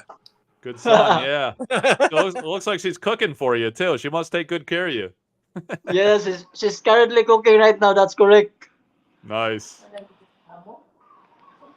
Great. Nice, man. Have you been painting or what? What have you been working on? No, I'm just having a good time listening to your discussion, especially with the King of the Realm. Yeah, you hear him talking about how he's going to do a trilogy of his life. We got to see the king as a baby. It's going to be awesome. All right. Yeah, you see the king Through the years. I actually have a picture that back in the day. I don't know what They took this picture of me as a baby, okay, and I'm holding this like lamb, and it looks like a piggy bank or some kind of shit. So I'm gonna turn that into a wolf, So I got a little wolf, because like the whole the King of the Realm is like the heraldry is the wolf. Yeah. You know Awesome. what I'm talking about, guys? Yes. The heraldry is a wolf because I'm holding that wolf staff in the King of the Realm. And Mike, you have the sketch. Yeah. Yeah. Let me show it. And in Actually. the background, it's got the two wolf heads. Yeah, I'm going to show it here. Hopefully, there won't be too much glare. Let me kill one of these lights here. See if that it's washed. It's not too bad. Yeah, you kind of see the wolf heads over the king. So this was, yeah. Tell the story again, like of this, how the concept evolved. That was the original sketch I did for Eric for the King of the Realm, and I had it was going to be me from the get go, but I got like two wolf heads, and it looked more like a Nordic kind of Viking kind of look. And Eric wanted him to be more looking like the guy was had more money or some shit. So what I ended up doing is I just blew up just a picture of me, and then I got rid of the background, and then I came into the idea of just painting it like a Rembrandt painting, because at this point when I drew this, I wasn't thinking of Rembrandt at all. I was just thinking of just doing a picture. So when I got rid of the background, then it came into the whole Rembrandt thing and stuff like that. So, but his heraldry is the wolf. He's like the Wolf King or whatever you want to call it. So that's where the wolf came in. Yeah, that's super cool. That's awesome. I love it. So I'm holding this plastic lamb in this picture when I'm like 2 years old or 1 year old at 1957. I'm going to turn it into a little wolf. Maybe it's like a wolf pup or some shit. You know, I got all kinds of weird ideas, man. I'm just a freaky kind of fucking dude, man. I don't know. But That's hey, awesome. Gadu, we're all freaky, ain't we? Yes, sir. We're all freaky in our all kind of ways, man. If you're not, Hey, God, if you're Gadu, not I had a art, question for you. if you're Like, not, so when we did the interview, you sent me a lot of paintings that were very different, right? Than your sorcery Yes. paintings. So what influenced your style for sorcery? Come Is that again? the style you did for sorcery? It's so unique, but it's different than the interviews. Like you showed me all those prior work you had done from your interviews. I know those were commissions, though. Is the sorcery artwork more like your natural style? Sorcery is my career high so far. It's the big break in my career because, as I said on the interview, it's sorcery is the commission project that much in my portfolio. Yeah. My previous work is mural painting inside the kids' room at daycare school, and also those photos that I showed on my interview. It's more on landscape, portrait, figurative realism. It's not really related in game illustration, fantasy art, game illustration. Mm-hmm. So yeah, I'm so grateful for this commission project in sorcery. Yeah. Yeah. It's awesome. It's huge state. A lot of visibility for you. What's the art scene like in Philippines? Do you do shows and do you go to art shows and things like that? In the Philippines, especially here in Cebu City, the art genre is mostly figurative realism, cultural related.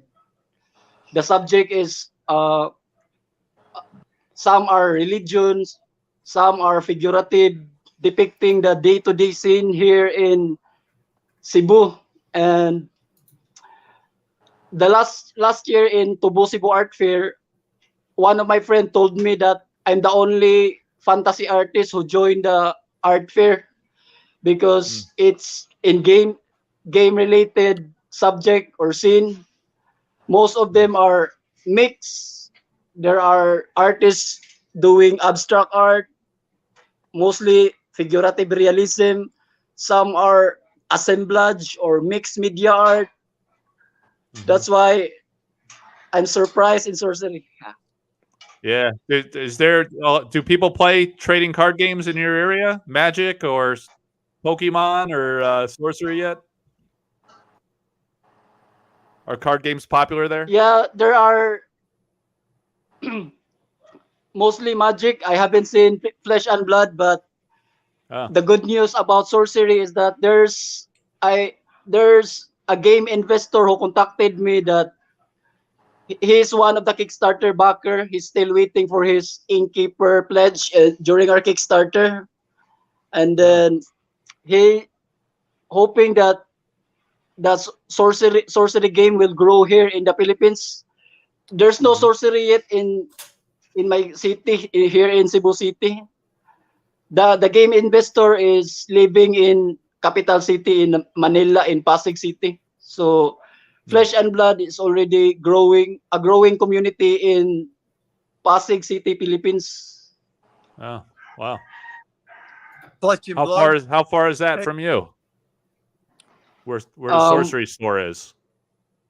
I close? think no, not really close. I have to travel hours if it's in the sea, or if I fly an airplane, I think it's just 1 hour, 30 minutes, 30 to 40 minutes if it's a plane ride. Okay. That's a lot. Well, hopefully it'll grow. Yeah, it's early. It's early still. Yes. I got a question. I will inform the Discord community or in Facebook if I will visit that game store one day if sorcery will grow. Hey guys, I got a question for you. I've heard it brought up a couple of times. Flesh and Blood. What is that? Flesh and Blood. You tell him, Zach. I got a monkey on my back. Yeah, it's another we all got a TCG. monkey on our back, man.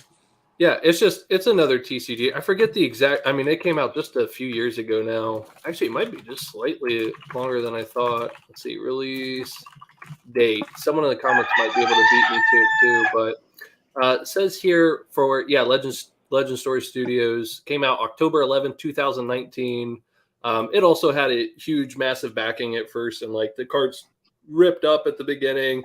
They also crashed at some point as well. A lot of people were speculating in it, but it's a similar-ish style to Magic the Gathering, so it has a heavy player base too. So that's funny because I sent some samples and stuff to the guys. They told me that my style didn't fit their program at all. For Really? Flesh and Blood? Yep. Well, they also do a lot of digital work, you know? That's It's true. not like Sorcery Well, with the traditional. They asked me if I was digital. I said no digital. Yeah. It's all hand painted. It's a more like traditional like game where it's coming out they have new sets every 3 months or so. It's not like Sorcery where it's once a year and the hand painting's a big theme. So, but it's popular. It's a very competitive game too. Hey, God, you know. you're looking all bad and shit over there with that view. Oh, now you changed it. we hear the roost. Is that the roosters? Man. Now you're looking all bad and shit. Hear those roosters crowing, man. Yes, it's morning here. Yeah, that's I'm sorry cool. your guys disturb with the rooster sound. It's cool. It's like a nice vibe. I like it. That's awesome, man. That's yeah, awesome. we're all over the country here in the U.S. and all over the world. Yeah, talking to you. Great. It's awesome. Great. Gadu, I'm a big fan. It's nice to meet you. I really like your card, Bull Demons. I really like that artwork. It's really good. Thank you so much, Zach. I appreciate that, man. Nice to meet you here. Yeah. Hey guys, Mike. Yeah. When we first started talking about this before we went on the air, there's a lot of back and forth bickering about Mr. VG, if you know what I mean. Mr. JV. Yeah. Sorry, JV. Uh-huh. What is up with this fucking bullshit, man? Because I don't understand. You know, I heard a couple of things here and there, but the one thing that I heard is there's something about riding on the coattails of artists, and when I hear that, it's just like, you know, hey, is he riding on our coattails? Or are we riding on his? Is he helping us? Or are we helping him? It's a give and take kind of thing. Yeah. What you're doing for us is helping us. Okay. We're not really helping. You're helping us more than we're actually helping you. You know what I mean? The way I look at it, because what it pans out to be is that I don't want to deal with all this other kind of bullshit. You know what I mean? If you're gonna auction something off for me, if you're gonna sell something here for me, if you're gonna help pull me in there, if you're gonna pull me in there, hey, I'm willing to do whatever commission you want me to do. You know, you're doing all the fucking work. All I did was the fucking artwork. So what is this fucking deal with this fucking JV motherfucker? You know what I'm saying? I don't know, man. There's always some bad seeds giving you trouble when you have a little success or relationship with the artist. Off with his head. I appreciate the support. You No, know, man, but it's I'm fun. serious, I do it because it's fun. I love the art, and like it's cool meeting you guys. It's a lot of fun, you know, for everybody. It is, So, but glad it's it's not going like well. you're sitting there trying to dig into our fucking pockets and shit. It's not like you're very. The word transparent keeps coming up. You know, you're very transparent on what you're doing. You know, you're helping us, and you're helping me. You're helping everybody. You know what I mean? I mean, even with selling prints, shipping, doing all this kind of shit, it's stuff that we don't want to be bothered with. All we wanted to do is fucking paint. You know what I'm saying? And if you're helping us out in another kind of way, who the fuck is this guy to even stick his fucking mouth into the whole thing? You know what I mean? Yeah, I don't know. Yeah. Off with this fucking. It's always like head. a handful of people. Like once you start selling stuff, people accuse you about being all about the money and this and that. But you know, I spent $10,000 on the Kickstarter as a top pledge, like when this game was nothing. You know, because I love the art. I was like enthralled with the art. I thought it was incredible. And I was like, you know, I wasn't early enough for Magic, so I want to go like all in on Sorcery and be able to collect all the cards. I thought I'd be able to collect all the cards. I had no freaking idea like Eric was going to make it impossible to even in like I got 6 cases. It's impossible to get all the cards. But at the time, I was like, well, there's cool stuff. I'm going to get an original painting. I'm going to get a lot of the cards, and you know, I just loved it. So I built the website, and then like one thing led to another. I met all the artists, and you know, just took off from there. It's been a hell of a time. I never would have thought I would have talked to you, Tony, or any of the artists for that matter. Gadu, you know, we discovered Gadu through this project. Yeah, and it's awesome. Gadu. It's a lot of fun. Yeah, are we pronouncing your name right, man? How do you pronounce your name? Are we saying it correctly? Yes, that's correct. Gadu. Gadu, okay, yeah. How do you pronounce my last name? You pronounce it well. How do you pronounce my last name? Sudlow. What? You taught me last time, man. I kept saying it wrong. You pronounce it well.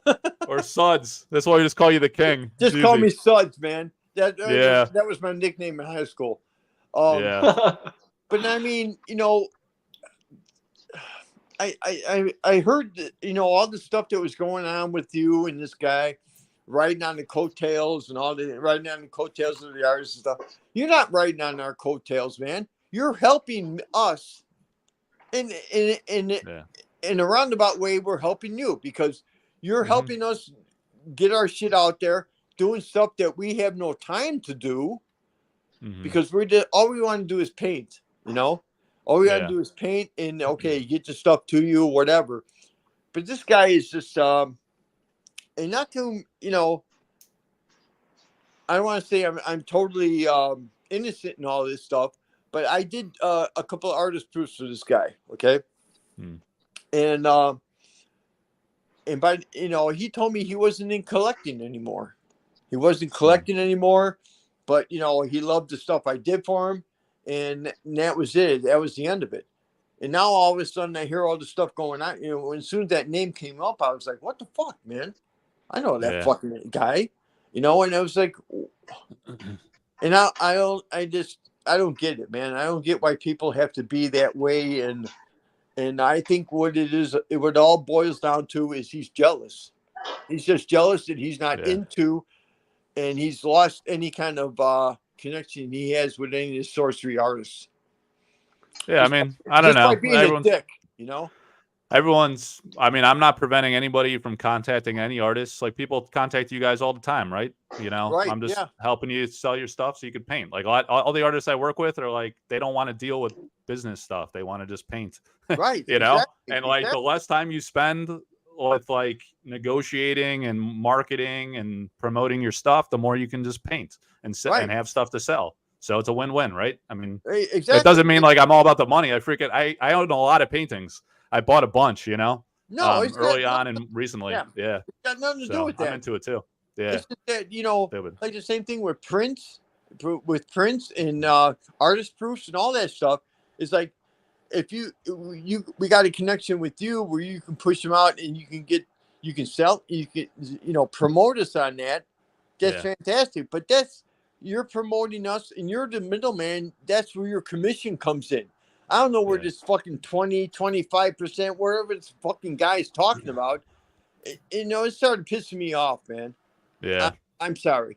And like I thanks, said, man. Appreciate the support. If we got into this with everybody else, it would just be a fucking ongoing shitstorm. You know what I mean? Yeah. Yeah, it's all good. You know, you can't please everybody, you know. No, Mike, but hey, it's good. I'm glad your stuff has value. You know, like some people are frustrated. Like even me, I want to collect every artist proof. I want to own all of your guys' paintings. I can't afford to do that, but if I could afford one or two and it's more valuable and worth more, that's great. It's better than it being like worthless and commoditized and no one appreciates it, right? I think value is good for everybody. So, or let's put it this way: if I can do a painting, if I'm doing paintings and stuff like that, and I sit there and say, "Hey, Mike, you can track down a couple of these foils for me, a couple of foils here, and I'll give you your original piece of artwork." What's the harm in that? Yeah. There is none. There's no fucking harm in it. Whatever And they it's not want. like Yeah. you're sitting there like you're being a hypocrite or anything. I mean, it's just business, and that's the way we're operating our business. If this guy wants to keep sticking his fucking nose into it, like I told Lindsay, hey, off with his fucking head, man. You know, off with his fucking. Yeah. And I think it was juicy. I was off with both fucking heads. She called him a dickhead. Oh. That's funny.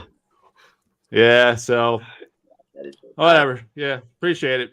But yeah, I don't want to like call anybody out or anything. It's kind of it is what it is. You know, we're just having fun. It's a game. You know, and it's like we love art. And this is the best art project as far as I'm concerned. You're being politically correct, man. But when it comes to that kind of shit, man, I hate drama. I hate drama with anybody. You know, like it's supposed to be a good time. And it is. But Facebook group's awesome. Too. Yeah. But if I could end it with shoving my fist down someone's throat, I will. You know? It's just, I dealt with that shit, you know, and if I'm from Chicago, man. So, yeah. You know, back in the day, we would sell this with a fist fight. You know what I mean? Yeah. And nowadays you can't do that shit anymore. Everybody call the cops on you, threatening me. And very politically correct world. Yeah. Yeah. Get sued for any little thing. Yeah, every little thing. Yeah. So I just want to let you know where I'm coming from. I'm not like a violent person, but I can be. You know, I mean, I'm just saying that everybody should just relax, take a deep breath, and soak in the goodness that's coming in from this game. And I think this guy is he lost out in the beginning, and he's getting upset about it. So he's trying to get out people and all that kind of shit. And can you shut that rooster up? He agrees with you, man. There's like a handful of guys. They're like, Mike is evil. He's ruining everything for us. So like, come on, really? Like, I'm an advocate for art. What's so wrong with that? Jesus. No, nothing wrong with that at all, man. Yeah, hey, let me ask an sort of outsider question. I'm trying my best to keep up with Sorcery, but I follow Pokemon real close, doing my own thing too, right? What is there like a convention or like an artist get together in the future that I or other people who don't follow it as close as you guys should be aware of? Like, is there like something that you guys are planning on going to? Yeah, I think you know what I'm getting at. Oh, I can speak for myself just for this. It's not something that you can. I'm going to be going to Iceland in September. I'll be there September 11th through the 20th. I'm teaching a class on RPG conceptualization, and I'll be pushing the Sorcery game when I'm out there. I'll have some of my artwork, showing original stuff, be pushing the game, and this is in Iceland, so I don't know. I'm sure it's probably going to be out more in Iceland than it is in the USA at that time. I'll be doing that, and I'll be going to a convention in Madison, Wisconsin in October, and that's hopefully the beta box will be out by then, and I'll be pushing that at that time too. So that's what I'm going to be doing as far as what I can possibly do. You know. Yeah, there's like Gen Con's going on right now, Zach. I think Drew Tucker and Jeff Menges are there, and then there's an LuxCon show, IX, in Reading, Pennsylvania in October, and Jeff and Drew will be there, and Liz Danforth's going to be there this year, and Margaret Organ Keene. I think Alan Pollock's going again. Tony, your buddy. Yeah. Yeah, you should try to go. I don't know if you can like travel. I mean, I know you can't get a booth at this point, but you should just like hang out. You know, I'm going to be there. We'll go walk around, say hi to Alan, and Jeff Easley was there last year. I don't know if he's going this year, but October. It's in sometime in October, like the 22nd, I want to say, latter part of October. Yeah, I know. I'm going to be getting ready for Game Hole Con. Oh, okay. Madison, yeah. And then after that, then it's Gary Con in March. Yeah, Gary Con's another one where a lot of artists turn out. I don't know if how many of the source is that like a lot of Magic artists or just fantasy artists in general, or what? TSR artists, pretty much. TSR. RPG. But okay. I'll be doing, you know me, I'm gonna be shoving sorcery down their throats. So, yeah. I'm gonna have my shit there, and I'll be pushing it. You know what I mean? I'm always, Yeah. you know, I'm trying to do my best that I can do for the game without embarrassing the game, because I know I can be kind of like crazy at times. You know. Just No, it's just all be good. you. Yeah. Yeah, people love your personality. Whenever you're coming on, everybody gets super excited in the Discord and Facebook. They're like, "Oh, it's the king! We got to see him." So, Well, and Gadu too, man. Gadu's like super popular. Everybody loves Gadu. Gadu. So nice to everybody. Look at the face of the man right now, man. Look at him. Hey, man, he's always look at that always dude. smiling. And Yes. you Yeah, guys, always happy. you guys send me some pictures of yourself, man. I'm gonna have to do you in a card. Yeah, there you go. I can use you in a card, dude. You want some picture of my card? No, I don't want a picture of your card, man. I want a picture of you, not your hair. What's he doing? He wants to paint you into a I want card. to paint you into a picture of art. Ah, okay. Send me some pictures of yourself, looking all kind of badass and shit. My whole body? No, just from the waist up. That's a different kind of art. From the Okay. waist up. Well, you can't hear well. We'll send you too many roosters in the back. We'll send you a message later and explain. Are the roosters Okay. Too loud. Are the roosters coming from Gadu or what? Yeah. Are you do you live like out in the country area, Gadu? Are there like roosters walking around the house? Outside? Yes, it's outside. Like a farm It's- area? That rooster is for the cockfighting. Hey guys, Oh. I'm gonna step out for a second. Okay. Yeah, cockfighting? Yeah, that's cool. Cockfighting, awesome. Yeah, Tony was saying he could paint you into one of his concepts. He could paint you, man, into one of his illustrations. Ah, okay. I get it. Yeah. Oh, I don't know. I- We'll see I if would Eric love to will see allow it. that. Maybe on an artist proof. Yes. That would be cool. You guys paint each other. You paint the king, and he paints you. yeah, that's a good That'd be fun. idea. Yeah. Good collaboration of sorcery artists. Yeah, Yeah. that'd be fun. That's cool. Yeah. Yeah, man. Are we holding you up from visiting your mom or what? Or the roosters. Is your mom asking what you're doing on the phone? Or she knows? Do you need, I don't Yeah, want to hold you up if you're trying to it's visit. already aware that Yeah. mom is already aware that I'm discussing with my sorcery teammates. Nice. Yeah. Cool. Do you know if you're going to be working on the future sets yet? On the future sorcery sets? Yes, Are you I gonna- have finished some art sorcery paintings for the future set. I'm busy right now for the artist proof cards. The demand of the Awesome. artist proof cards. Yeah. Great. That's cool. It's awesome. Yeah. Yeah, I love like how the artist proofs, it's 20 Why every is it card. that- What's that? Go ahead. Why is it that you didn't go to the Gen Con, Mike? It's hard to travel with 3 little kids. It's far away. I'd have to fly and stay for a Okay. week. No time. Yeah. I'm going to go to the Okay. IX art. There's an art show in Hopefully next year. October. Hopefully Yeah. next year, Gen Con. Yeah, in October. Yeah, that'd be cool. But in October, there's an art show. There's be at least 5 sorcery artists, so I'll go see them. And Severin said maybe she'll come from France next Oh. year. That'd be fun. Maybe you could come, man. Have you ever been All to right. the U.S.? Have you ever come to the U.S. No, before? not yet. Never? Oh, you got to come. Not yet. Tell Eric. Yeah. Tell Eric to pay for you to come to a show. Gen Con. Special appearance from Gadu. Signatures, everything. Hopefully next year, there will be sorcery booth at Gen Con. Yeah. That would be great. Yeah, and then some of the artists can come, and yeah, that'd be awesome. I'll go. If you go next Yeah. year, I'll go too. I'll find a way. All right. Yeah, it's a deal. Hopefully we can work it out. Yes, meet up with the artists, sorcery teammates, and the sorcery fans.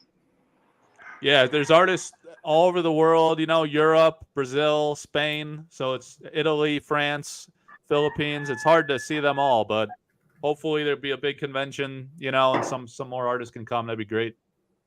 Yes.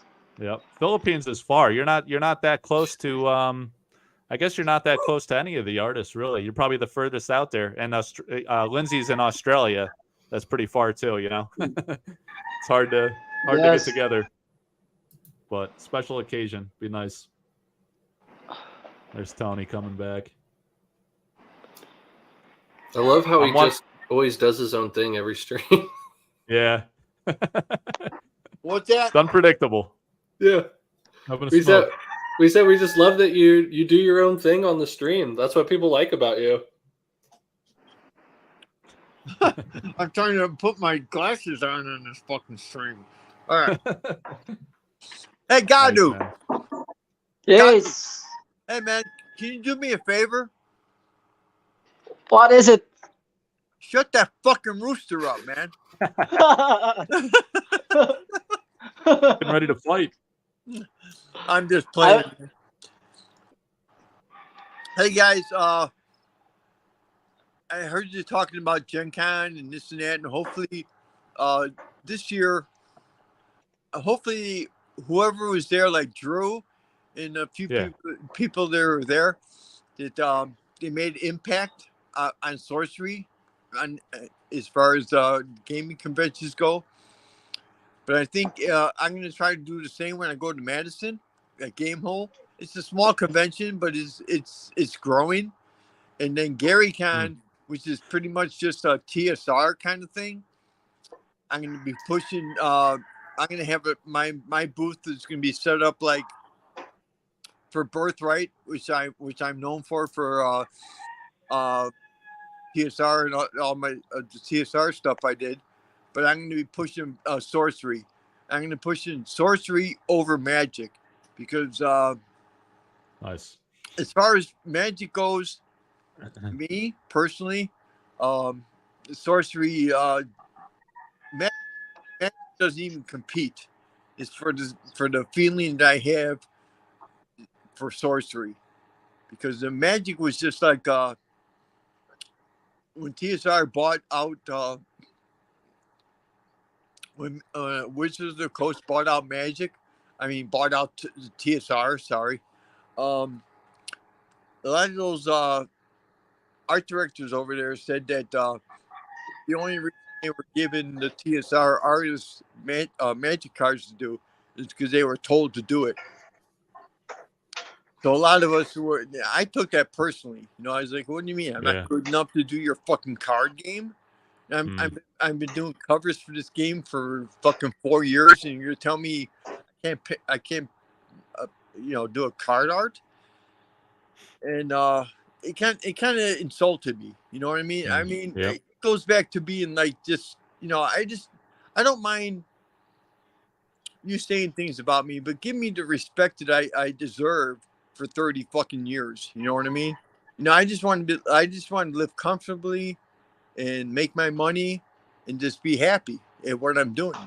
All this other drama behind it all, and this goes, the drama behind it all goes also all the way back to Mike and this JV guy. And all this drama, it's just bullshit. You know what I mean? You don't need this kind of crap. Yeah. I don't know, man. I'm just God, you know what I'm talking about? Or you just looking all up there with your long hair and shit? I'm just listening to the discussion. Okay. Okay, man. No one gives Gadu any shit, man. Everybody loves Gadu. Hey, so Zach. friendly. Zach, you know what I'm talking about? I sure do. Yeah. Mike, do you understand what I'm saying? Yeah. Because it's just a lot of people just they look too much into it, and what it all boils down to is everybody's egos. Is if nobody had an ego in this world, the world would be a beautiful place to live. But unfortunately for us, we all have egos, and a lot of them have worse egos than others. But I think that pushing this game, in its infancy, because the beta hasn't even come out yet. So I can assume that's infancy. I don't know. I'm not big into this card game stuff. You get the alpha came out. The alpha came out. Now, is the beta still infancy? I mean, it's all subjective, but I would definitely say so. Okay. But that's not a bad thing, right? No, it's not a bad thing. I'm just saying that. So as far as going back to, let's go back to artist proofs. Okay, Mike. Mm-hmm. So when beta comes out, and the same kind of cards you put out, are we going to get copies of those artist proofs too? I don't. Eric hasn't declared for beta. I have no idea. Okay. I'm not sure. Yeah, I don't know. So because this is like the first card I did for Magic the Gathering was like in 1998. Okay. Mm-hmm. And there's a card I got in the mail 2 days ago. 2 days ago. So I did in 2000. And I got 200 artist proofs for this overgrowth card. I did some kind of shit. And I mean, I have cards. I have so many I have so many proof cards of Magic that I can sit there and wallpaper somebody's fucking house with these cards. I have no use for them because nobody wants them. And they keep reusing the same fucking cards, same cards. And if they would just give me another card to do, it would have saved them a whole lot of problems. You know what I mean? But I don't know what their problem is with that, because it's the same fucking card. Yeah, maybe he'll skip beta. Like I like the idea of only doing a set of artist proofs like one time. Like if it's reprinted for a future set, you don't have to print like a ton more proofs. Like do it for your next illustrations for Arthurian Legends or whatever comes after that. Yeah. And then it makes it more rare, be more valuable for you guys, more valuable for collectors. Exactly. It's more fun to collect. It doesn't get diluted and watered down. And then because the tragedy of it is the cards. A lot in TCG is a lot of people correlate the value of these artist proofs to the power level of the card, and then they underappreciate or undervalue the art itself. Like, it takes you the same amount of time and effort to do the painting. The value is all in the painting. I could care less about the freaking card. I'd pay the same amount for an ordinary as I would for any rarity, because if I like the painting, you know, exactly. That's what it should be about. And I don't know, people put too much premium on like the rarities or the relevance in the gameplay. And then, like, if they print it to that too, and it's not rare enough for them, then they undervalue the artwork.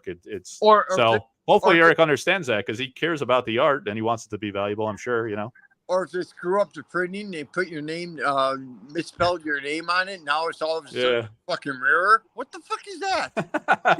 Or the wrong artist. Yeah, I know. It's like anomaly misprint collecting. I made a mistake, so now it's worth more. Come on, man. Fortunately, they got beta coming up soon. They can fix a couple of those snags. There's always some issue, right? It's like over 400 cards. Something's going to happen. I know. And plus, like we talked about this before, it's to me, I look at it is that and you guys can cut me off and tell me to shut the fuck up or whatever you want to tell me. Is I think when this first came out and this first started, and Eric first started doing all this shit, he had no clue how big this was going to be. Yeah, it exceeded expectations for sure. Yeah, and since it has, now he has nobody to control all the efforts and all the ontuances that needs to be done in between, like from marketing down to this, down to all that kind of shit. He has nobody. He has no help. So now he's just like swarmed under all this bullshit. So I think, you call me wrong, tell me I'm wrong, but I'm just thinking that that's what happened. I think more and more things are hopefully it doesn't keep continuing that way, and hopefully it gets under control. Yeah. It's a Am I tiny wrong, team. or, They only have 9 employees, I think. It's a really small team. So 9 employees to control all this shit. yeah, it's a lot. And then how many guys we got here talking? Gadu, Tony. Well, half the company and we right can't here. even talk about this shit. You know what I'm saying? I know. Yeah. I don't know, Mike. Tough. Yeah, he must be pretty stressed and overwhelmed at times. I can imagine. You know. I'm sure he is.